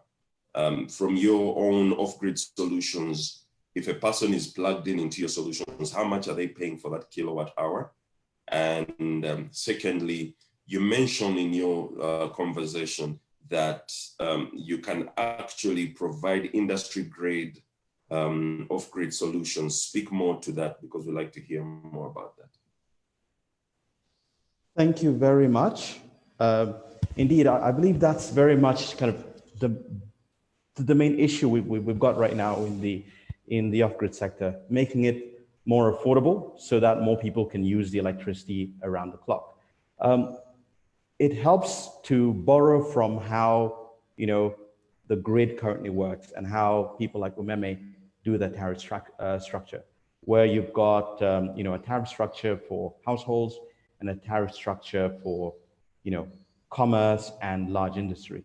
As you see within the city or within the areas connected to the grid, you've got kind of a household tariff which is around about the 20 cent per kilowatt hour mark, maybe around 22 or so. But when you look at the kind of industries that you get in rural areas, that probably use between 50 and about 100 kilowatts or so. Talking about mills and all the rest of that. You find that in the urban areas, they might be able to access a tariff which is below that. And so I believe the most important thing for the off-grid sector is to really look at what the cost of electricity is to the user in where the grid already is, and actually set that as a target So if the grid is selling electricity to consumers of the commercial size at 13.3 cents a kilowatt hour, we in the off-grid space should actually set that as a target for industries that provide an anchor load to our mini grids that can use the electricity more than 12 hours a day and use a big chunk of that, such as mills and so on. Now, obviously, it means looking at the kind of technologies that can make that happen. We've really pushed for a hybridization of technologies where you have some solar PV and some biomass in tandem, and then also looking at the biomass technologies which enable you to valorize your waste so that the waste coming out of your biomass production actually has a value.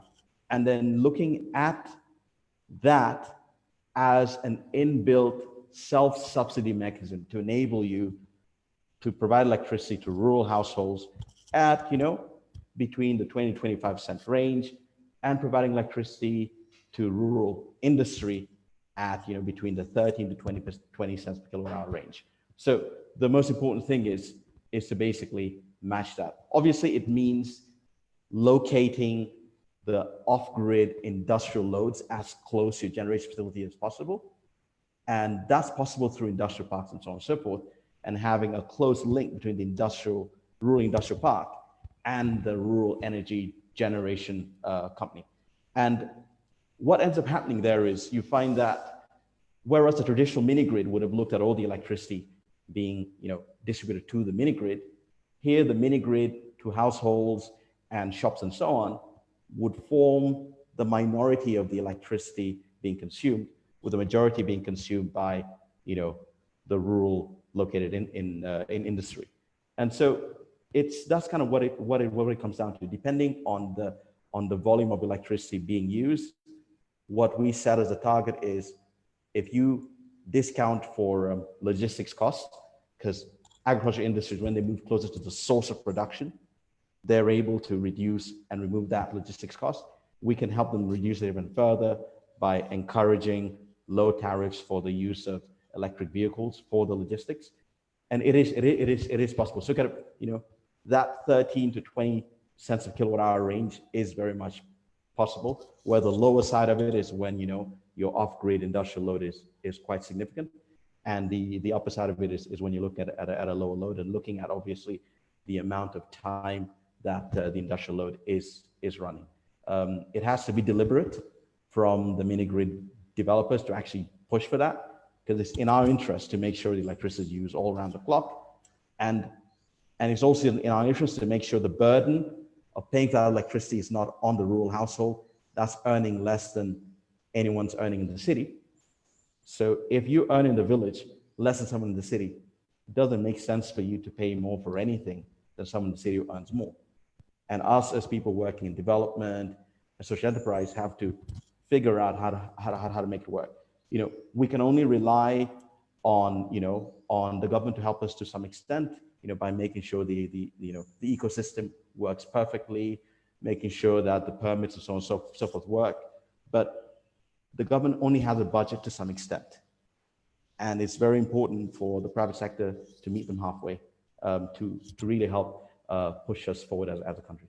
Thank you. Thanks, Peter. Just before I get to another panelist, practically at Mandalis Energy, how has this generation of affordable power played out? That's one. And secondly, you mentioned one of your solutions is biomass. Do we have enough biomass for more biomass kind of solutions like you have in Uganda to sustainably support that sort of off-grid solution? Thank you very much. I'll start with the final one. With regards to the biomass I'm talking about cellulosic agricultural processing residues. I'm talking about rice husks, maize cobs, etc. That may not decompose fast enough to be used as a soil enhancer, in agriculture. I'm talking about what is normally burnt at the back of mills.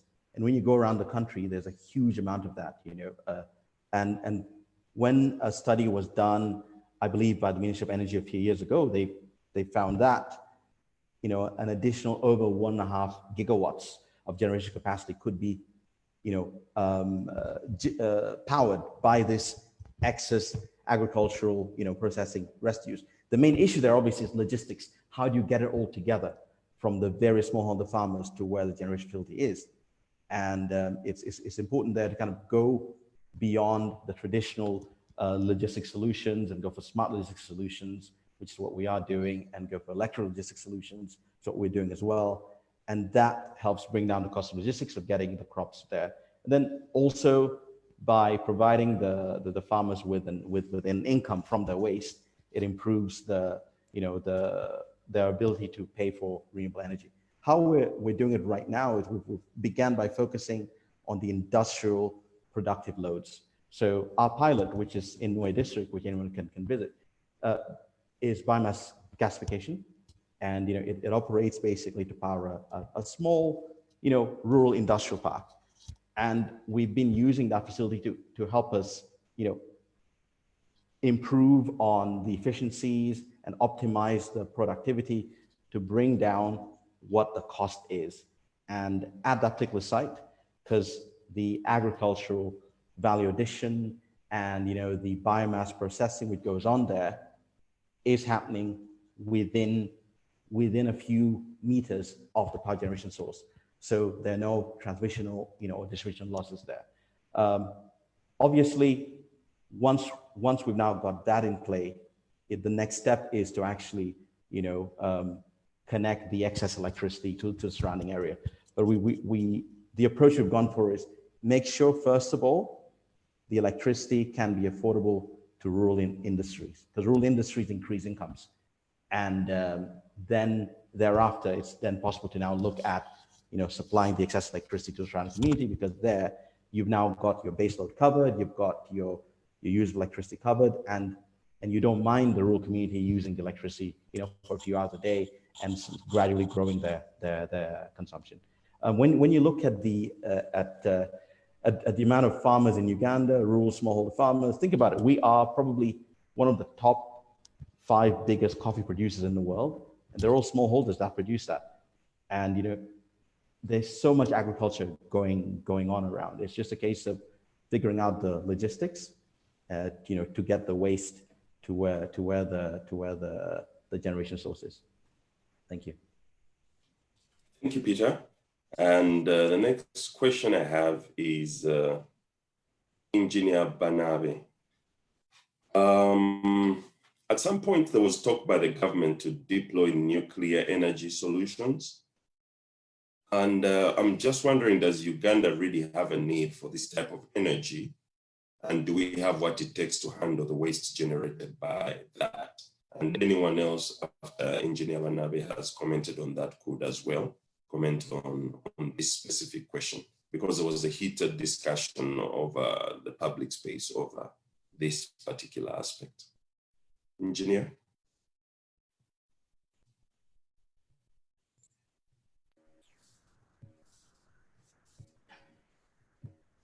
Yes, the issue of solar is the issue of nuclear is very sensitive. But I'll just mention that if the economic development of the country, especially if you look at Vision 2040, is to be realized, and you have that increased demand of electricity as envisioned in Vision 2040, if it become a middle-income country, a time will come when all the energy sources that we have, especially from the renewables, especially the rivers, the hydro, will be consumed or will be utilized. And the energy that you need for your base load would be nuclear. Now, this is not in the medium term, this is in the long term. Now, that's why government came up with a roadmap for developing nuclear. And under that roadmap, they are coming up with the necessary laws, the necessary institutional framework, but it's not something for the near future. And it's a little bit sensitive, as you're saying. Now, if you're to have a nuclear power plant, you need a lot of guidance from the International Atomic Energy Agency. And therefore, it's regulated right from an international level as well, in addition to the local level. The local level or regulations are not yet developed. So that one is one of the challenges. They're still developing the local capacity to do the regulation. But I would rather say that issues of waste, there's a way they usually handle them. For example, a company can provide you the radioactive material to produce the power, but will also have the responsibility to take away the waste once the source you're going to use has been utilized. And therefore, in case of a power plant, a decision will be taken how the waste will be handled, whether it will be imported, will it be locally manufactured. I think we are not yet at that stage where we can transform our radioactive raw materials into a suitable state for power production. So what is most likely to happen, and I'm just saying most likely to happen because studies are still undergoing, in the long term, a credible private sector company will be identified that can invest in this power plant, and that same power plant and that company will be responsible for the issues of waste in terms of bringing in the raw material and also ensuring that the waste is well handled. But that's something for the future, and it's not for the it's not for the next 10 years or so. So that's what I can comment, and if more clarifications are needed, I can always provide where possible. I thank you. Thank you, Engineer Banave. Of course, the second aspect of the question, which you've also touched, was about waste management. We have seen many countries in the EU shutting down a number of their nuclear power plants, which to me seems to speak to the availability of other equivalent power generation options. And in one of our discussions earlier, again, as a think tank, there was something called solar thermal. But those are things that we need to think about, because if the West is grappling with waste management, it's really one of the big questions around that we need to handle. Any other takers on this one before I move on to the next? Nuclear power energy in Uganda.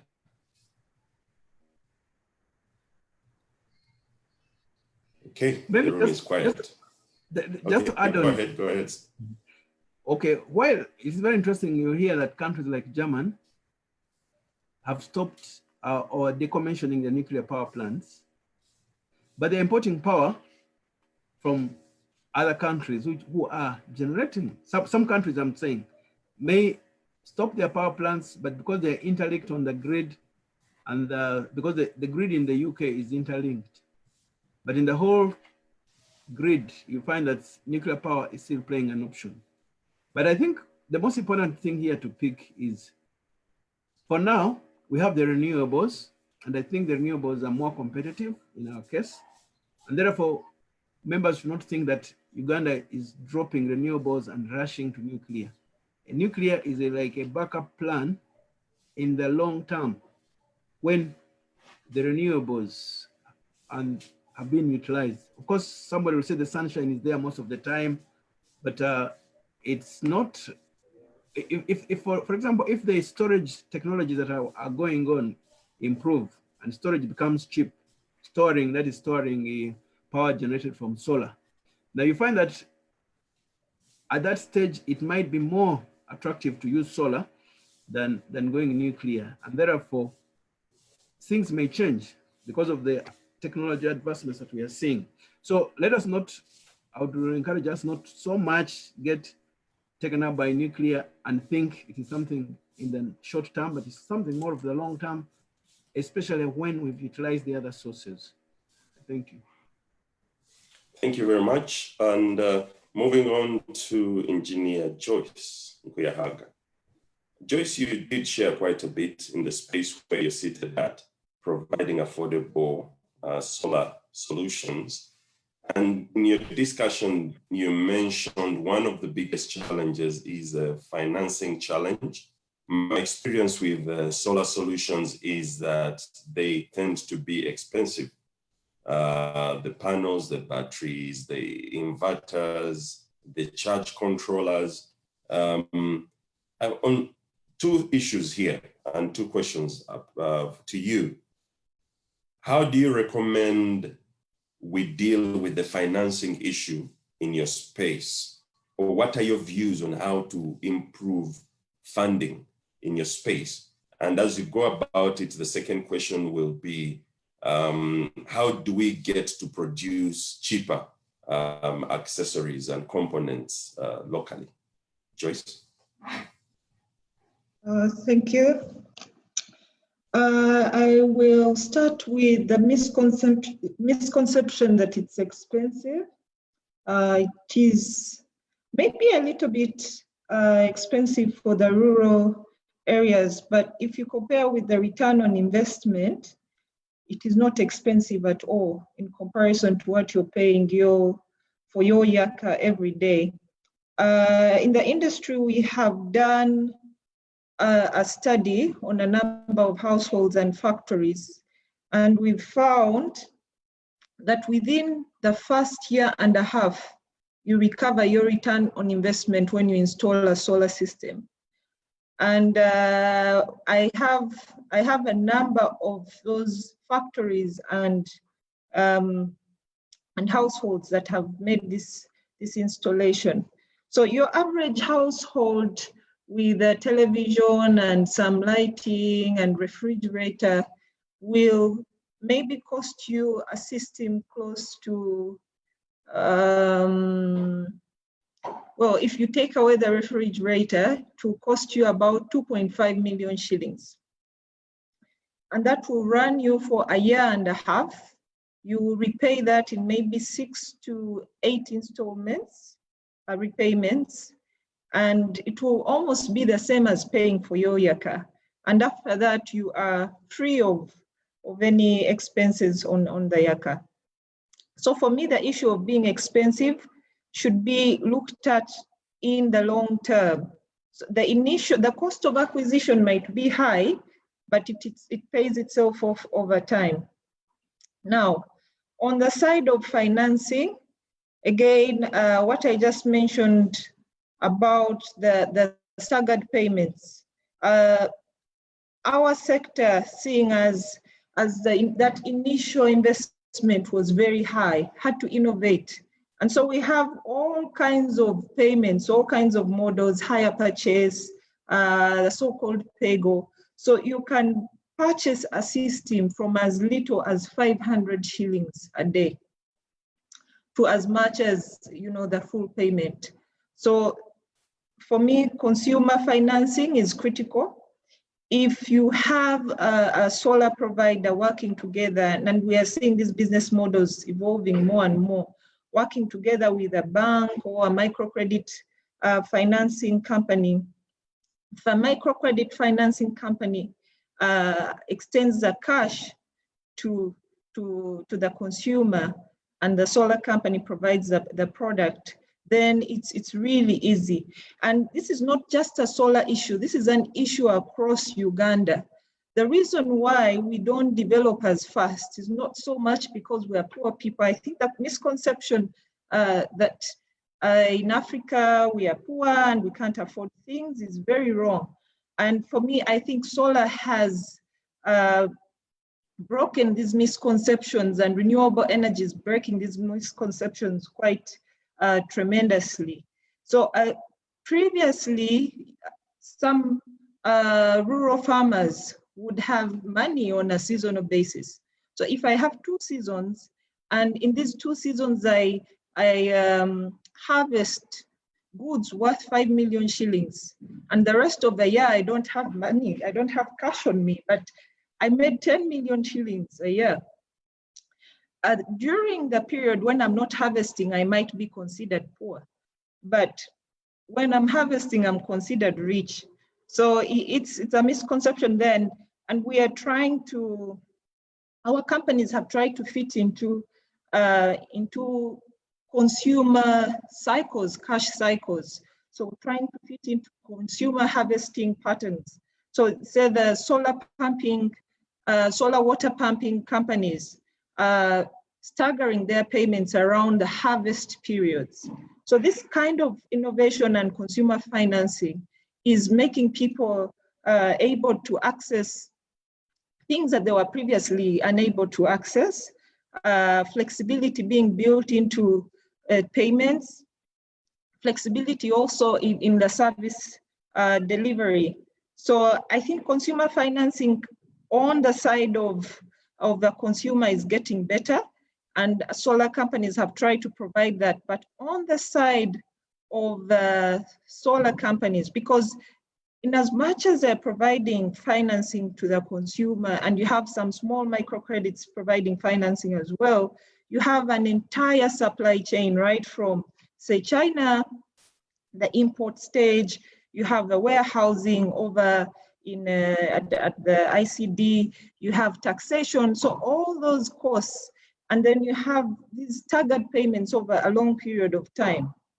So our ask is for investors and financiers to understand this complex supply chain and to understand that it's not only Uganda that you have to pay cash up front. I don't know what's the obsession with Uganda and cash. Credit has built nations. The entire American economy and the English economy is a credit economy. And people have realized that you cannot access things, you cannot develop, you cannot grow without credit. So until the time you have all that money, say maybe 5 million shillings to purchase a solar system, then you'll never access that system if there's no flexibility. So to answer your question, Mr. Bukenya, solar is not expensive. It is the initial acquisition that seems like it's too high. If it is staggered, it's affordable. It's almost the same cost as a grid, and even less after you've repaid. And then consumer financing is key, and financing of solar companies and investment is really critical at this stage. Thank you. Thank you, Joyce. Just a few follow-up questions on that. In your association, have you made progress in terms of discussing with financiers towards this credit related scheme or schemes that you have inferred to? But even as you go about that, another perspective, there's a city in China, I think it's called Dezhou. That city is almost purely run on solar solutions. It's a decision they made. But when you compare the pricing of panels, batteries, and all these items I talked about, the Chinese market and how much we end up paying for them, because I know usually the source of most of this is China or India, I think there is a huge factor difference in there. And my other question to you earlier was, is the association doing anything about having manufacturing locally here? Yes. So it is true that the cost of batteries is still high, and that issue is not an issue of solar in itself, but generally the technology of battery has not been developed to a standard, and research is still ongoing to improve technology to make it affordable. So a couple of years ago, solar panels were also very expensive, but as technology improved, the cost kept going down. And so you'll find solar panels are fairly affordable, but a good quality battery, a very high quality battery is still quite expensive. And that's because of the technology that's available. We have your ordinary lead acid battery, similar to what you have from UBL. That's fairly cheap and can be afforded by many, but it also fails very fast. And so you have to keep replacing this battery. But there are also other compounds coming in. So the lithium ion battery has become popular, such as the one we have in our mobile phones. This is, but it's still also quite expensive for an ordinary person. If you're not a big establishment, it's quite an expensive battery. We also have other compounds being developed, vanadium, silicon, So technology is evolving, and we hope that in the next few years, we'll see the battery technology dropping so low that a solar system is affordable to the average person quickly and affordably, and this issue of financing will go away. But also, I'll go back to the taxation issue.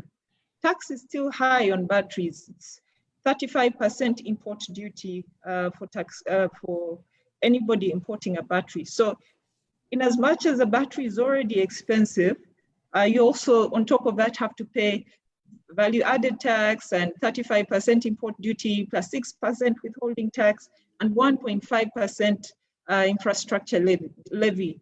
If you add the shipment costs and logistics, you're almost paying twice for the battery that somebody in China is acquiring at half a price.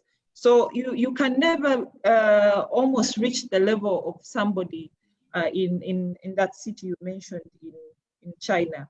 So yes, going back to the question you asked about manufacturing, there's a company now that's trying to establish a manufacturing plant for solar batteries in Uganda.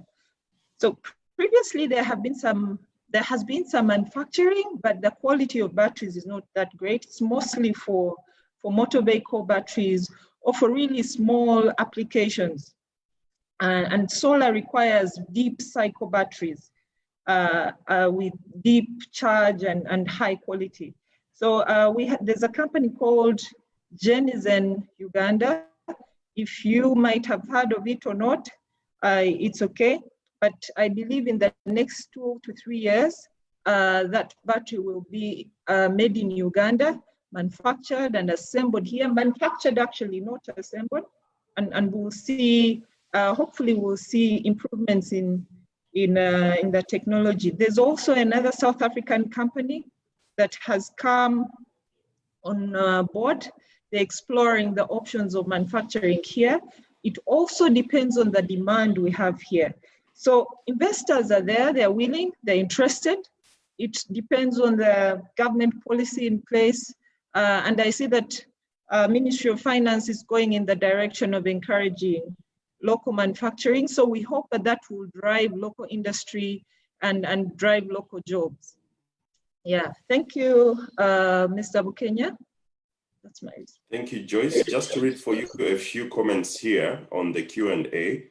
Ganesh Siva says that Uganda needs to support investors who are interested in investing in Uganda. Batteries are not expensive to produce. We have the technology and know-how to manufacture.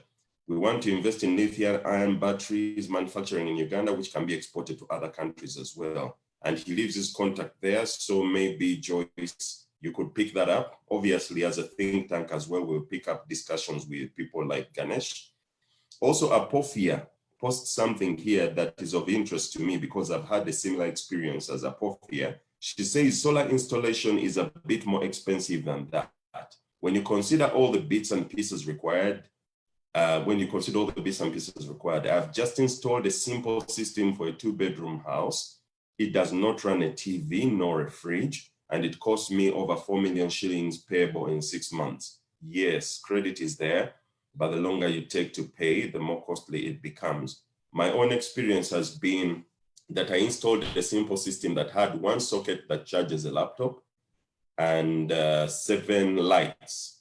That system had a runtime of about 8 hours, and that system costed us about 1.5 million. I'm looking at another system that I need to put in a village home that has 2 bedrooms, and its cost is about 4 million shillings. So there's things I think that need to be addressed in that space. But fair enough, we'll move on to Mr. Vianney. There was a question asked by Angelina Chinomjini directly to Mr. Vianney, and it says, Mr. Vianney, what is the specialized skill that requires the importation of skill from abroad? Can't our own engineers be deployed to carry out these various tasks? And I think this question came about when you first presented your response to the think piece, and you made an inference to the fact that a couple of things slowed down because we had to wait on external expertise. Vianney, kindly comment on this. Thank you, Paul, for the opportunity. I had responded to Angelina on the chat, but just to also give an opportunity to the other people. The challenge that we have is that there's an installation risk in running these projects. If you're putting up a substation and you've got equipment from ABB, defects liability period, the manufacturer can only take that risk if they install the equipment themselves. So if our utility wants to install, then the manufacturer will not be very comfortable taking on that defects liability period requirement in case the equipment failed. So because of that requirement, you will find that ABB engineers will come, install it, make sure it works very well, and then it wasn't damaged in transit. So they take all that risk until the equipment is commissioned. So because of that, then we need their specialized skill to come in and do the installations. But our engineers are very skilled and capable of undertaking such installations. Thank you, Paul. Thank you, Vianney. To Engineer Banave, you did mention earlier on something in your discussion, the fact that now there's a proof of concept on an electric pressure cooker that helps to lower the cost of cooking. It's actually cheaper than gas. And somebody retorted on the questions, I believe it was Mrs. Twinomjuni, where she said this cooker has been around for over 100 years. On taking it for what it is, research is research. It is cheaper than gas, according to what you told us. What other options do Ugandans have that can help them manage their electricity bill better? I'm one of those Ugandans who would like to use electricity to cook, but I actually have kept away from it because of the related issues of cost. So Engineer Banave, just highlight to us a couple of other energy efficiency things that Ugandans can leverage so that we can enjoy the benefit of electricity even more.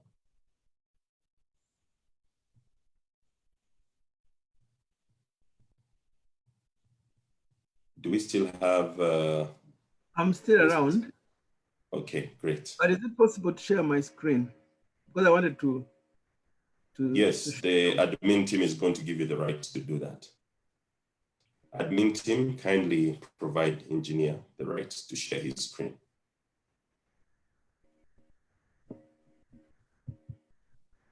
Can you see that pressure cooker? We still have a few seconds before we see your screen, but we can see your, yes, we can now see it. Yeah. Now, because the pressure cooker I'm talking about has not been around on the market, as someone is saying. This is a slide that I thought can just help us understand this particular one. They say electric pressure cookers are the fastest growing kitchen appliance in the US and Europe. They are popular because they are fast and convenient. They have also energy saving. It combines an electric hot plate, a pressure cooker, and an insulated box, and an automated control system. Now, this has not been on the market for long, but there's a pressure cooker that doesn't do, there's the ordinary pressure cooker. If you can see on the screen, I think this pressure cooker is what has been on the market for long. The one they are saying, I mean, if you consider this electric one combines electric hot plate that many people use. Actually, people abandon because you use an electric hot plate, you lose a lot of heat and it keeps cooking up to the end, so it doesn't go off. So that was around and was abandoned. Many people have abandoned it. Insulation, some people, this is like, this is like, they call it it's the normal thing you know about insulation anyway, where you make sure that you're not losing by radiation. And then the electric pressure cooker is that, the pressure cooker, the normal one is the one which has been on the market for long. Now this particular pressure cooker combines all the three into one.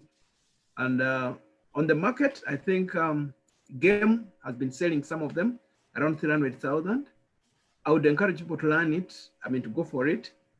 You could also get it online. This online, Jumi, I think, has also been promoting some.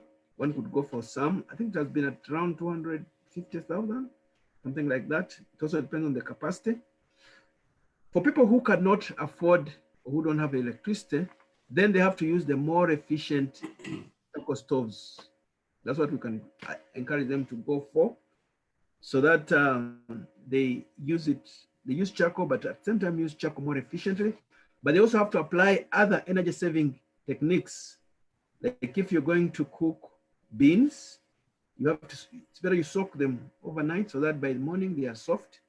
You have to have some other management techniques, like you don't let you watch over what you're doing. You don't just let the house girl get a hot plate, a charcoal stove, fill it with charcoal when the amount of charcoal they're going to utilize will be very small.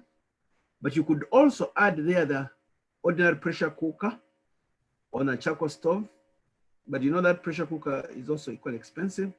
Now the advantage with the pressure cooker is you not use as much charcoal as you use if you use an ordinary plate. But when you bring in the 3 electric cooker, you become more smart, and therefore you save more. Does that answer your question? Thank you so much, Engineer. Indeed, it does respond, and it gets us to begin thinking about options. The other question that I have, which I will put, sorry, Joyce, you seem to be one of my favorites today. There's been an experience around solar solutions where if I go for a solar solution, I am told that I need to recable my house. I need to get different kinds of lights, different kind of television. And yet, reading through to the available options, that may not necessarily be the case. Why is that the advice that we get from the bulk of the people within your association in Uganda? Is there something we are missing that we need to understand about the solar solutions that are being provisioned here? The reason for that is simple, because most of our houses are wired with AC power, and solar systems are DC power. But to get around that, you can just get an inverter, so you don't have to rewire your entire house. You just have to rewire between the inverter, between your mains to the inverter, for your solar system to act as a backup. Although then you would also have to incur the cost of the inverter. So many times it's a catch-22. The supplier is trying to gauge whether you should buy an inverter or rewire your entire house. And usually it's easier to just rewire and have a DC system separate from the AC system. Another reason they also advise you to do that is usage. You know, once you have a system connected to AC, what happens is many clients go ahead and turn on other appliances and start plugging very heavy appliances into their sockets for a system that cannot support it. And so you have the battery deteriorating very fast, or the controller short-circuiting, and the circuit breakers short-circuiting. So they tend to avoid that because the inverter route, because the system will fail very fast. The customer tends to lie that they did not put an iron or a washing machine on the solar system. And of course the system will fail, and you complain within a short time that your solar system doesn't work. So it's technological. And it takes me back to the issue of the battery, that it depends how much money you are willing to invest in the storage. So you can have a system that's able to power everything in your house, but the pain point and the pressure is always on the cost of the battery. So the more batteries, the more storage you have, the more autonomy you have on the solar system, the more you have to spend. And until we get to that point where the battery is cheap enough, then we'll always have this issue. Thank you very much, Joyce. Indeed, so I'm hearing you say that if I want to flip around between my grid and solar solutions, I need an inverter, but I also need to have enough battery capacity to handle the load if I do that switch over. Okay, thank you very much. And I have a question here. I'm struggling to see where it falls, but I'm going to ask the question, and I will request that any panelists, any one or two or three, could comment on this. The president, in his recent commentary within the COVID period, increased his call for the industrialization of Uganda. And indeed, if you look, he has an 8-point vision to drive that. But as well, when you look at the NDP3, there is a huge expectation on industrialization of Uganda. But then I am wondering, I saw, I think, a capacity generation of, was it 1,300 gigahertz? Was it gigahertz? I don't remember. But it was a figure of 1,300 against our current consumption of about 680 something. What is the projection of the grid requirement to meet this industrialization bid that Uganda seems to have jumped into rather aggressively over the last couple of months? Of course, you now see there is also a stimulus funding that has been released by the government to help partly fund this vision. There's a grid requirement, or there's an energy requirement that's going to come immediately from this. And are we ready for that? If we are not ready, what should we do to fast track that readiness? Perhaps who has been quiet? I've not spoken with Peter in a while. Maybe Peter, you can begin commenting about that. It would be good to hear what Engineer Banave says and what Vianney says as well. Well, maybe let me come in before Peter comes in. All right, Frank, go ahead.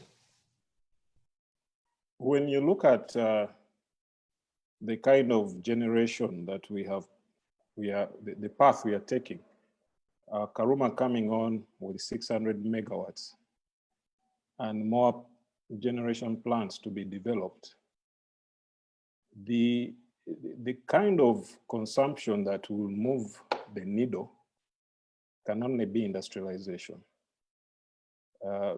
Domestic consumption doesn't play with that needle. It does a little thing. Because in our households, as we mentioned, electricity is being used primarily for lighting, and the lighting gadgets are becoming very efficient. I think everyone these days has a LED bulb. No one is using incandescent bulbs. So domestically, the consumption, the kilowatt hours will go down. However, we need to go into industrialization. Vianney, I think, will say something to this. What really drives, when you have such a big installed capacity and your peak demand is about half actually today, and then sometime this year we're going to add 600 megawatts, the developer of Karuma will still invoice us regardless whether we've used it or not.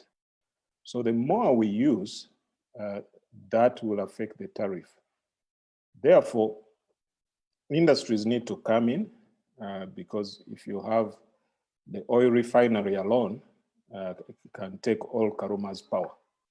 If it is developed, it can take 500 megawatts, it can take 600 megawatts. Other bigger industries can take 100 megawatts. I think the cement factories take about 50 megawatts. So from an economic standpoint, we have to go industrial. But industries also have very stringent requirements for quality of power.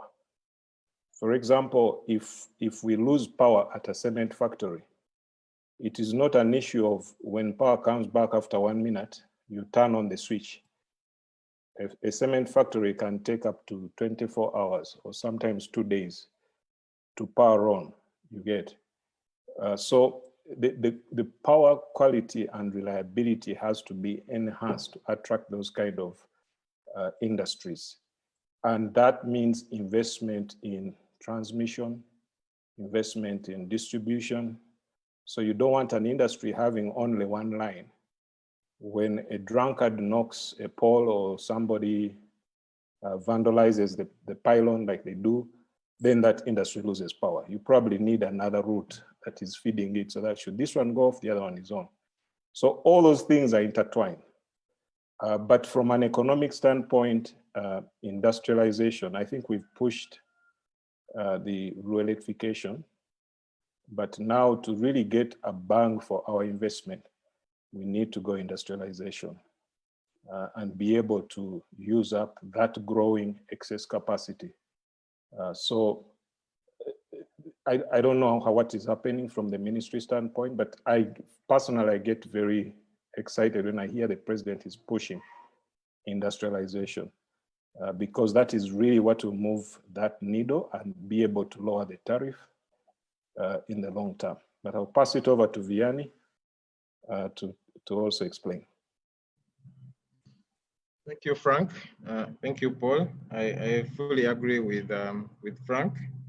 You know, the question we always ask ourselves, what comes first? Do you first build power plants and then establish industries, or do you establish an industry and then you build the power plant?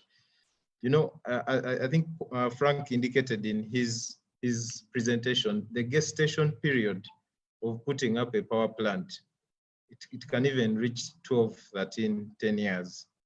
So you imagine if a company like Mukwano is sitting down to make a final investment decision whether to expand its factory, and power is one of the issues on the table.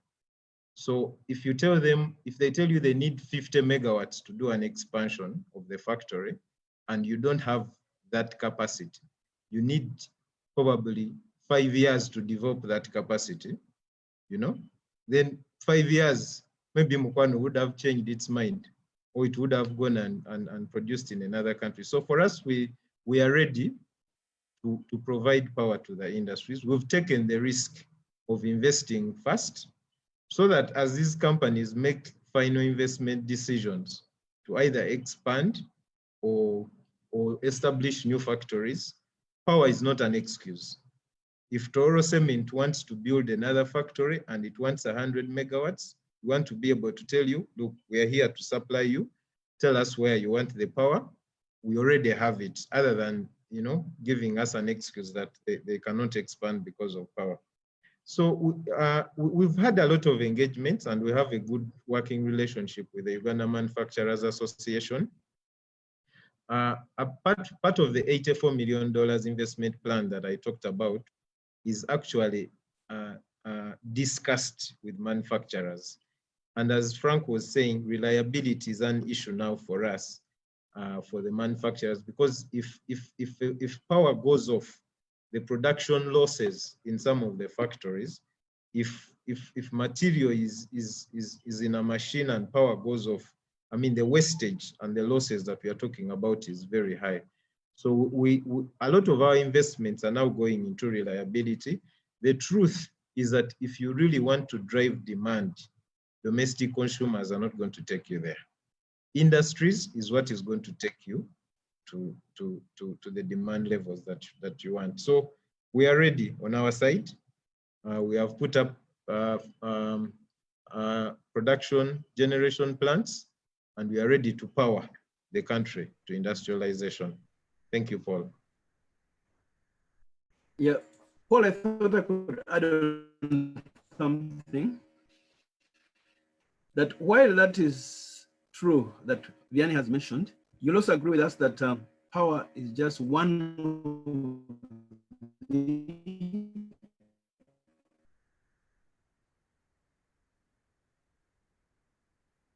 requirements that there isn't industries. Because right now, even when we have industries are not able to move because the purchasing capacity of the people is very low. So I think it's also we need to have the other sectors come in to provide more incentives, to provide outlets, or markets for the locally manufactured goods. Of course, right now, so that they can be locally manufactured. It's also going to take a lot of time until the manufacturing starts. Some of the products may take a little bit of time. But I think also the economy has to help us so that the industrialization can be realized. I mean, the economy has to pick up. You know that there is a linkage between energy consumption and the economic growth. So if the economy is growing, then the demand for energy will increase, and therefore the whole piece of industrialization can be realized. Maybe I thought I could add on that. Thank you. Thank you very much. Maybe to Vianney,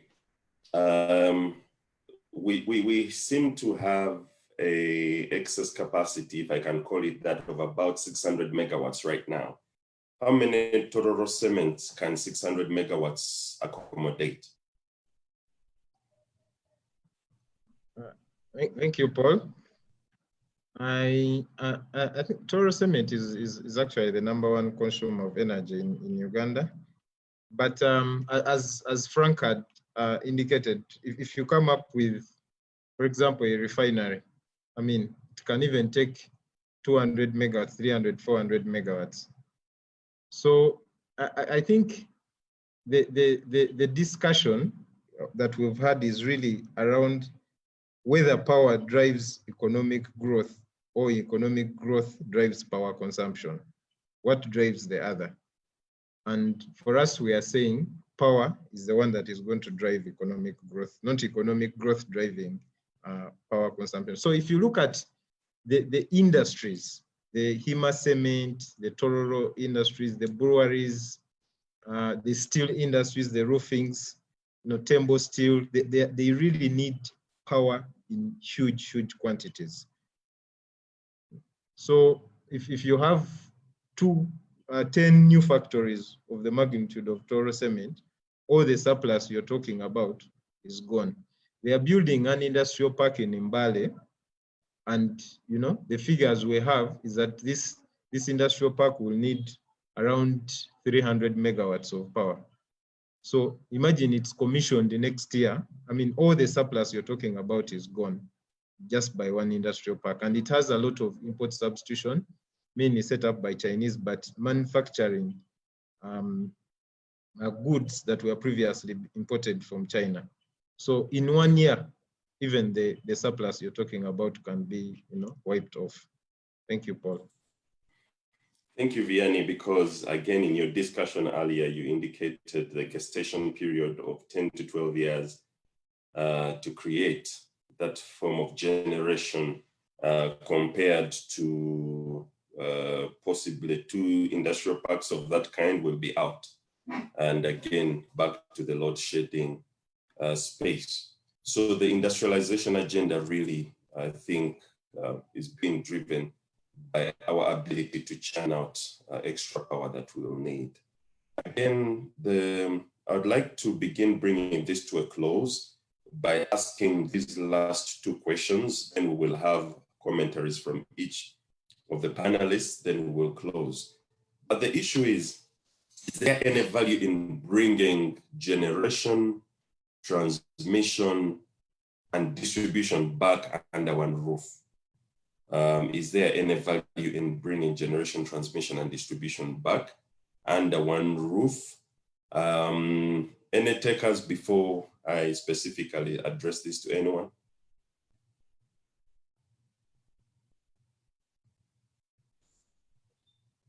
Okay, looks all right. Go ahead, Frank. I was about to exercise. Go ahead, Frank. Yes, thank you, Paul. That is a painful question, but I'll speak having worked for UEB, which was all 5, I'll say 5. It was the generating company, the transmission company, and the distribution company, and the regulator. It was everything. I worked for it for about 2 years before the sector was broken up. Now, when you have all those functions in one, then you miss out on the known advantages of specialization. For example, if you see what Umeme has done in the distribution space, I think Vianney can give us more numbers, but in a short while, they've added over 500,000 consumers on their part of the grid. So those efficiencies come with specialization. Then you go to generation as well. The fact that generation was also split up and broken off, it was easier for people to come into the space. The independent power producers, the solar, the hydro, they can come and say, I will simply generate and then sell off to the bulk buyer, who is UTCL in this case. So you get the advantages. However, now the challenge we are having is, maybe people are saying that we are too specialized. In some countries, I know they've done just generation and then they combine transmission and distribution. So maybe we can review that, but I think at least generation and distribution must be separated. Now, transmission and distribution being merged, that is up for discussion. So innovatives like Yaka, things of that nature, they came because of specialization. You need somebody who is just doing that and not doing everything. So there are benefits to that, but also when you break it up, then the cost of running generation, transmission, distribution goes up. So I'll leave it at that and let somebody else come in. Okay. Paul, can I come in? Please do. Okay, thank you. So the decision by government to liberalize the electricity supply industry and encourage private sector participation was really an investment decision. It wasn't a skills or technical capacity. Government, there was a network that was dilapidated. There was so much load shedding, and government did not have sufficient money to invest in UEB amongst competing priorities. The doctors, the schools, the hospitals want money, roads need money. So it was really an investment decision by government. But if you look at the success story of Uganda's power sector reforms, they have been, I think they are the power reforms that have been studied widely, from Harvard to Makerere, and really the statistics speak for themselves. If you look at, for example, customer numbers that were connected, between 1948, when this industry really took shape, to 2005, when Umeme took over, they had connected 290,000 customers over a period of 60 years or so. Between 2005 and now, Umeme has connected almost 1.5 million customers. When the decision was taken to liberalize the sector, the losses, energy losses, were at almost 40%, 38-40. The target we've set for this year for Umeme is 14%. Revenue collection, 80% was the collection. Now the target we have for Umeme is almost 100%. They have to collect all the money. If you look at generation and what is happening there, Uganda has the second largest number of independent power producers in sub-Saharan Africa after South Africa. Now that speaks to the reforms that have been put in place. And if you look at the total investments, we are looking at, since the reforms were passed, a total investment of close to $6.5 billion that has been injected in the power sector. Now, we think I stand to be corrected, but I don't think there is a sector in Uganda that has attracted so much investment from private sector like the electricity supply industry.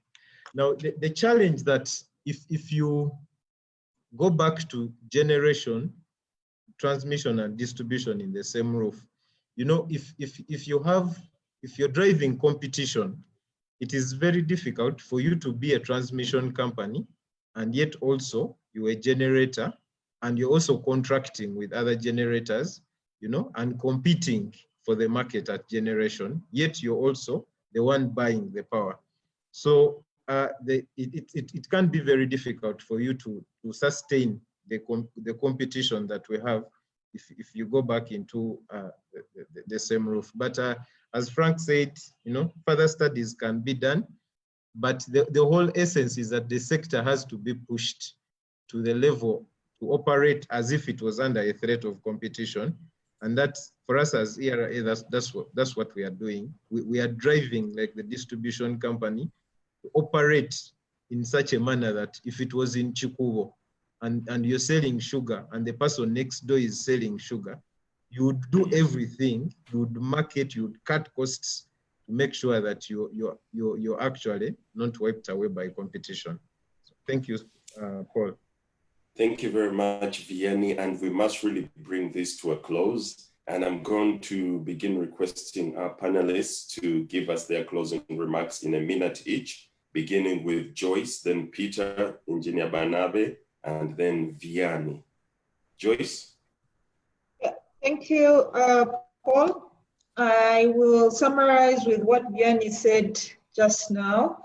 It is great that they have liberalized the distribution, the transmission, and the generation.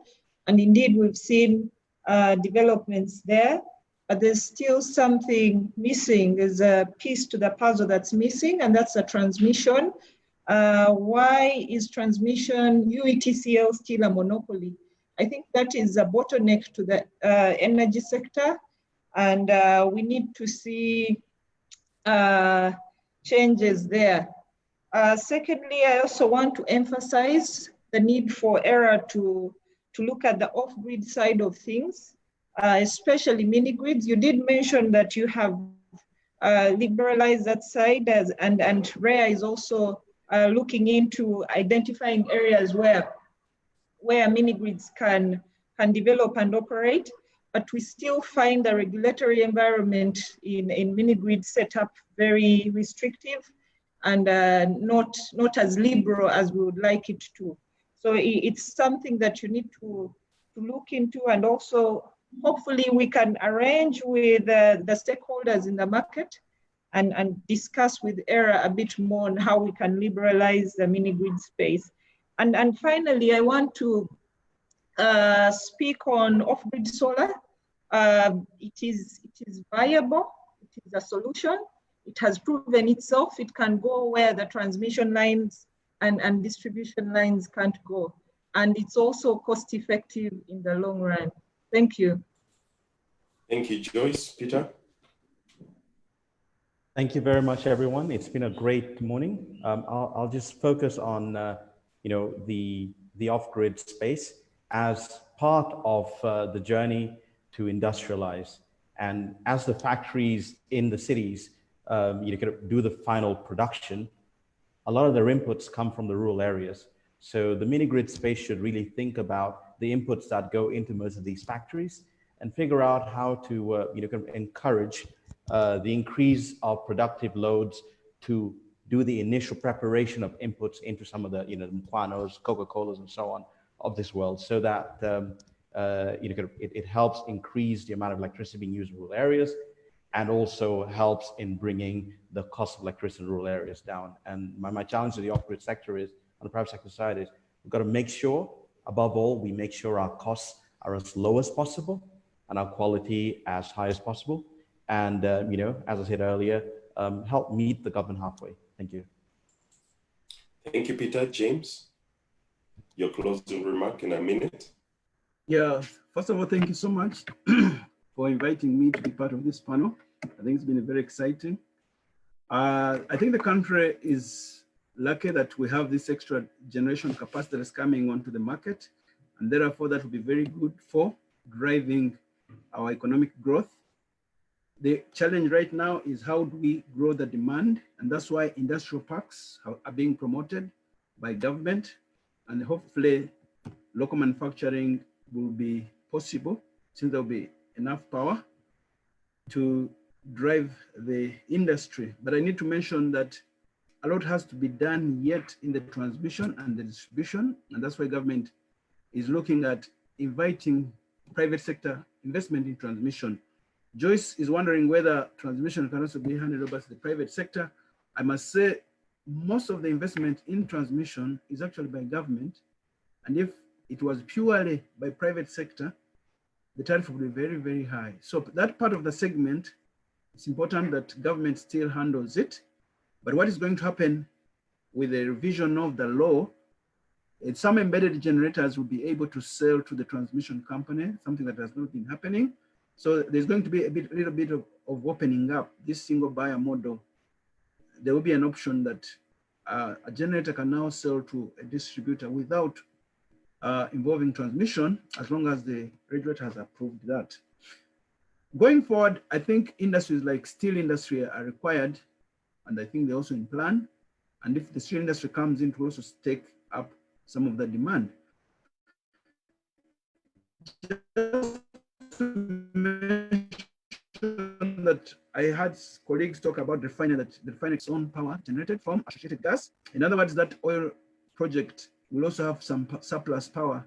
So instead, some surplus power may actually be sold onto the grid from the refinery project.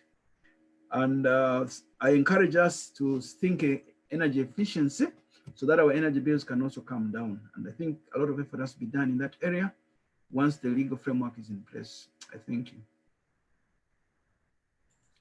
Thank you, James, and Vianney in a minute. Thank you, Paul. I want to thank you for the opportunity you've given me to be part of this panel. I want to thank the other panelists.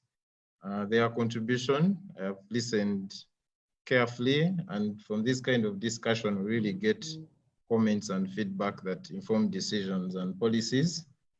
I always don't want to forget where we came from. You know, people who have been in this sector for some time will tell you about the load shedding. I mean, power would go off for 24 hours and people would not even call the customer center. I mean, you would just sit in your home and wait till the next day. Now power goes off for 15 minutes and, you know, the whole of social media is up in arms. But for me, I always remember where we came from, that there's a lot of effort that has been put in to drive this process, to try to have a reliable supply and to drive the country. So for us looking forward from this point, we are looking at access. We need to drive access. We need to drive reliability of supply. We need to drive demand through initiatives like cooking using power. And we need to manage the tariff as we move forward. So thank you very much, Paul. Thank you so much, Vianney, and indeed, Engineer James Banave, Engineer Joyce Nkuyahaga, and Mr. Peter Bernhard.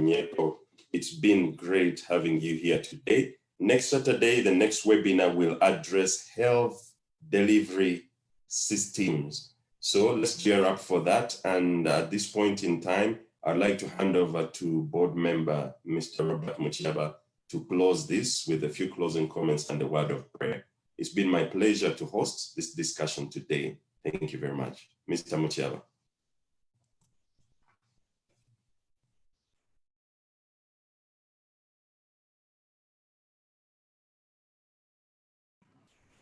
Thank you very much, everybody. Thank you very much, Paul.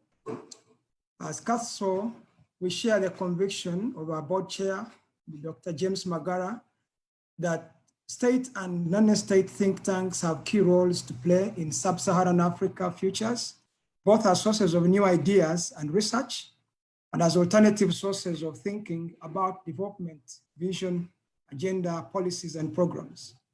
As former president of the United States of America, John F. Kennedy said, "Ask not what your country can do for you, ask what you can do for your country." And from the great innovator, Mr. Henry Ford, whether you think you can or whether you think you can't, you are right. These discussions must have stimulated different thoughts, and we hope will lead to various actions, both at personal and leadership levels, even as we indeed intend to push them further as CASO.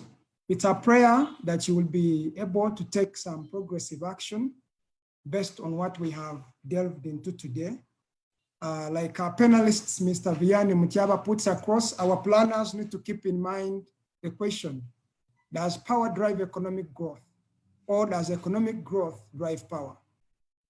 Before I finally close, I would like to once again thank you, our panelists, for the time that you are putting to prepare for this. And for the past roughly 3 hours that we have been together, and we've been hearing ideas flying around from you. You have enriched our understanding of the energy sector in various ways. Thank you very much for your time. We also want to thank our participants. I want to recognize in a special way our team behind the scenes, Ms. Angeline Twinomjuni, our moderator, Mr. Paul Michael Bukenya, who is also a member of the board, our board chair, CASO, Dr. Magara, and Mr. Bernhard Wanyama leading the technical team, Ms. Kathy Muumuza, and many others that are always in the background to ensure we have a very good webinar. Thank you for making this happen. And of course, our presenter, Engineer Frank Magoba, and your team, thank you for your sacrificial input into this webinar, right from way back as your remarks indicated when you are closing the presentation. Thank you all, and we look forward to having you again in our upcoming webinar next Saturday. Let us pray. Heavenly Father, in the mighty name of Jesus, we thank you for Uganda. We thank you for CASO. We thank you for the sectoral teams that continue to work tirelessly to put critical thoughts on the table for the sake of making a guiding contribution for our nation's leaders. We ask for continued protection upon our motherland, Uganda. May you, oh Lord, enable an eruption of ideas across the board and a hunger for change that is so captivating that no man will miss it in this land. May we see a better Uganda for our children, our children's children. Thank you, Lord. In Jesus' mighty name, we pray. Amen. Amen. And till we meet again next weekend, have a blessed weekend.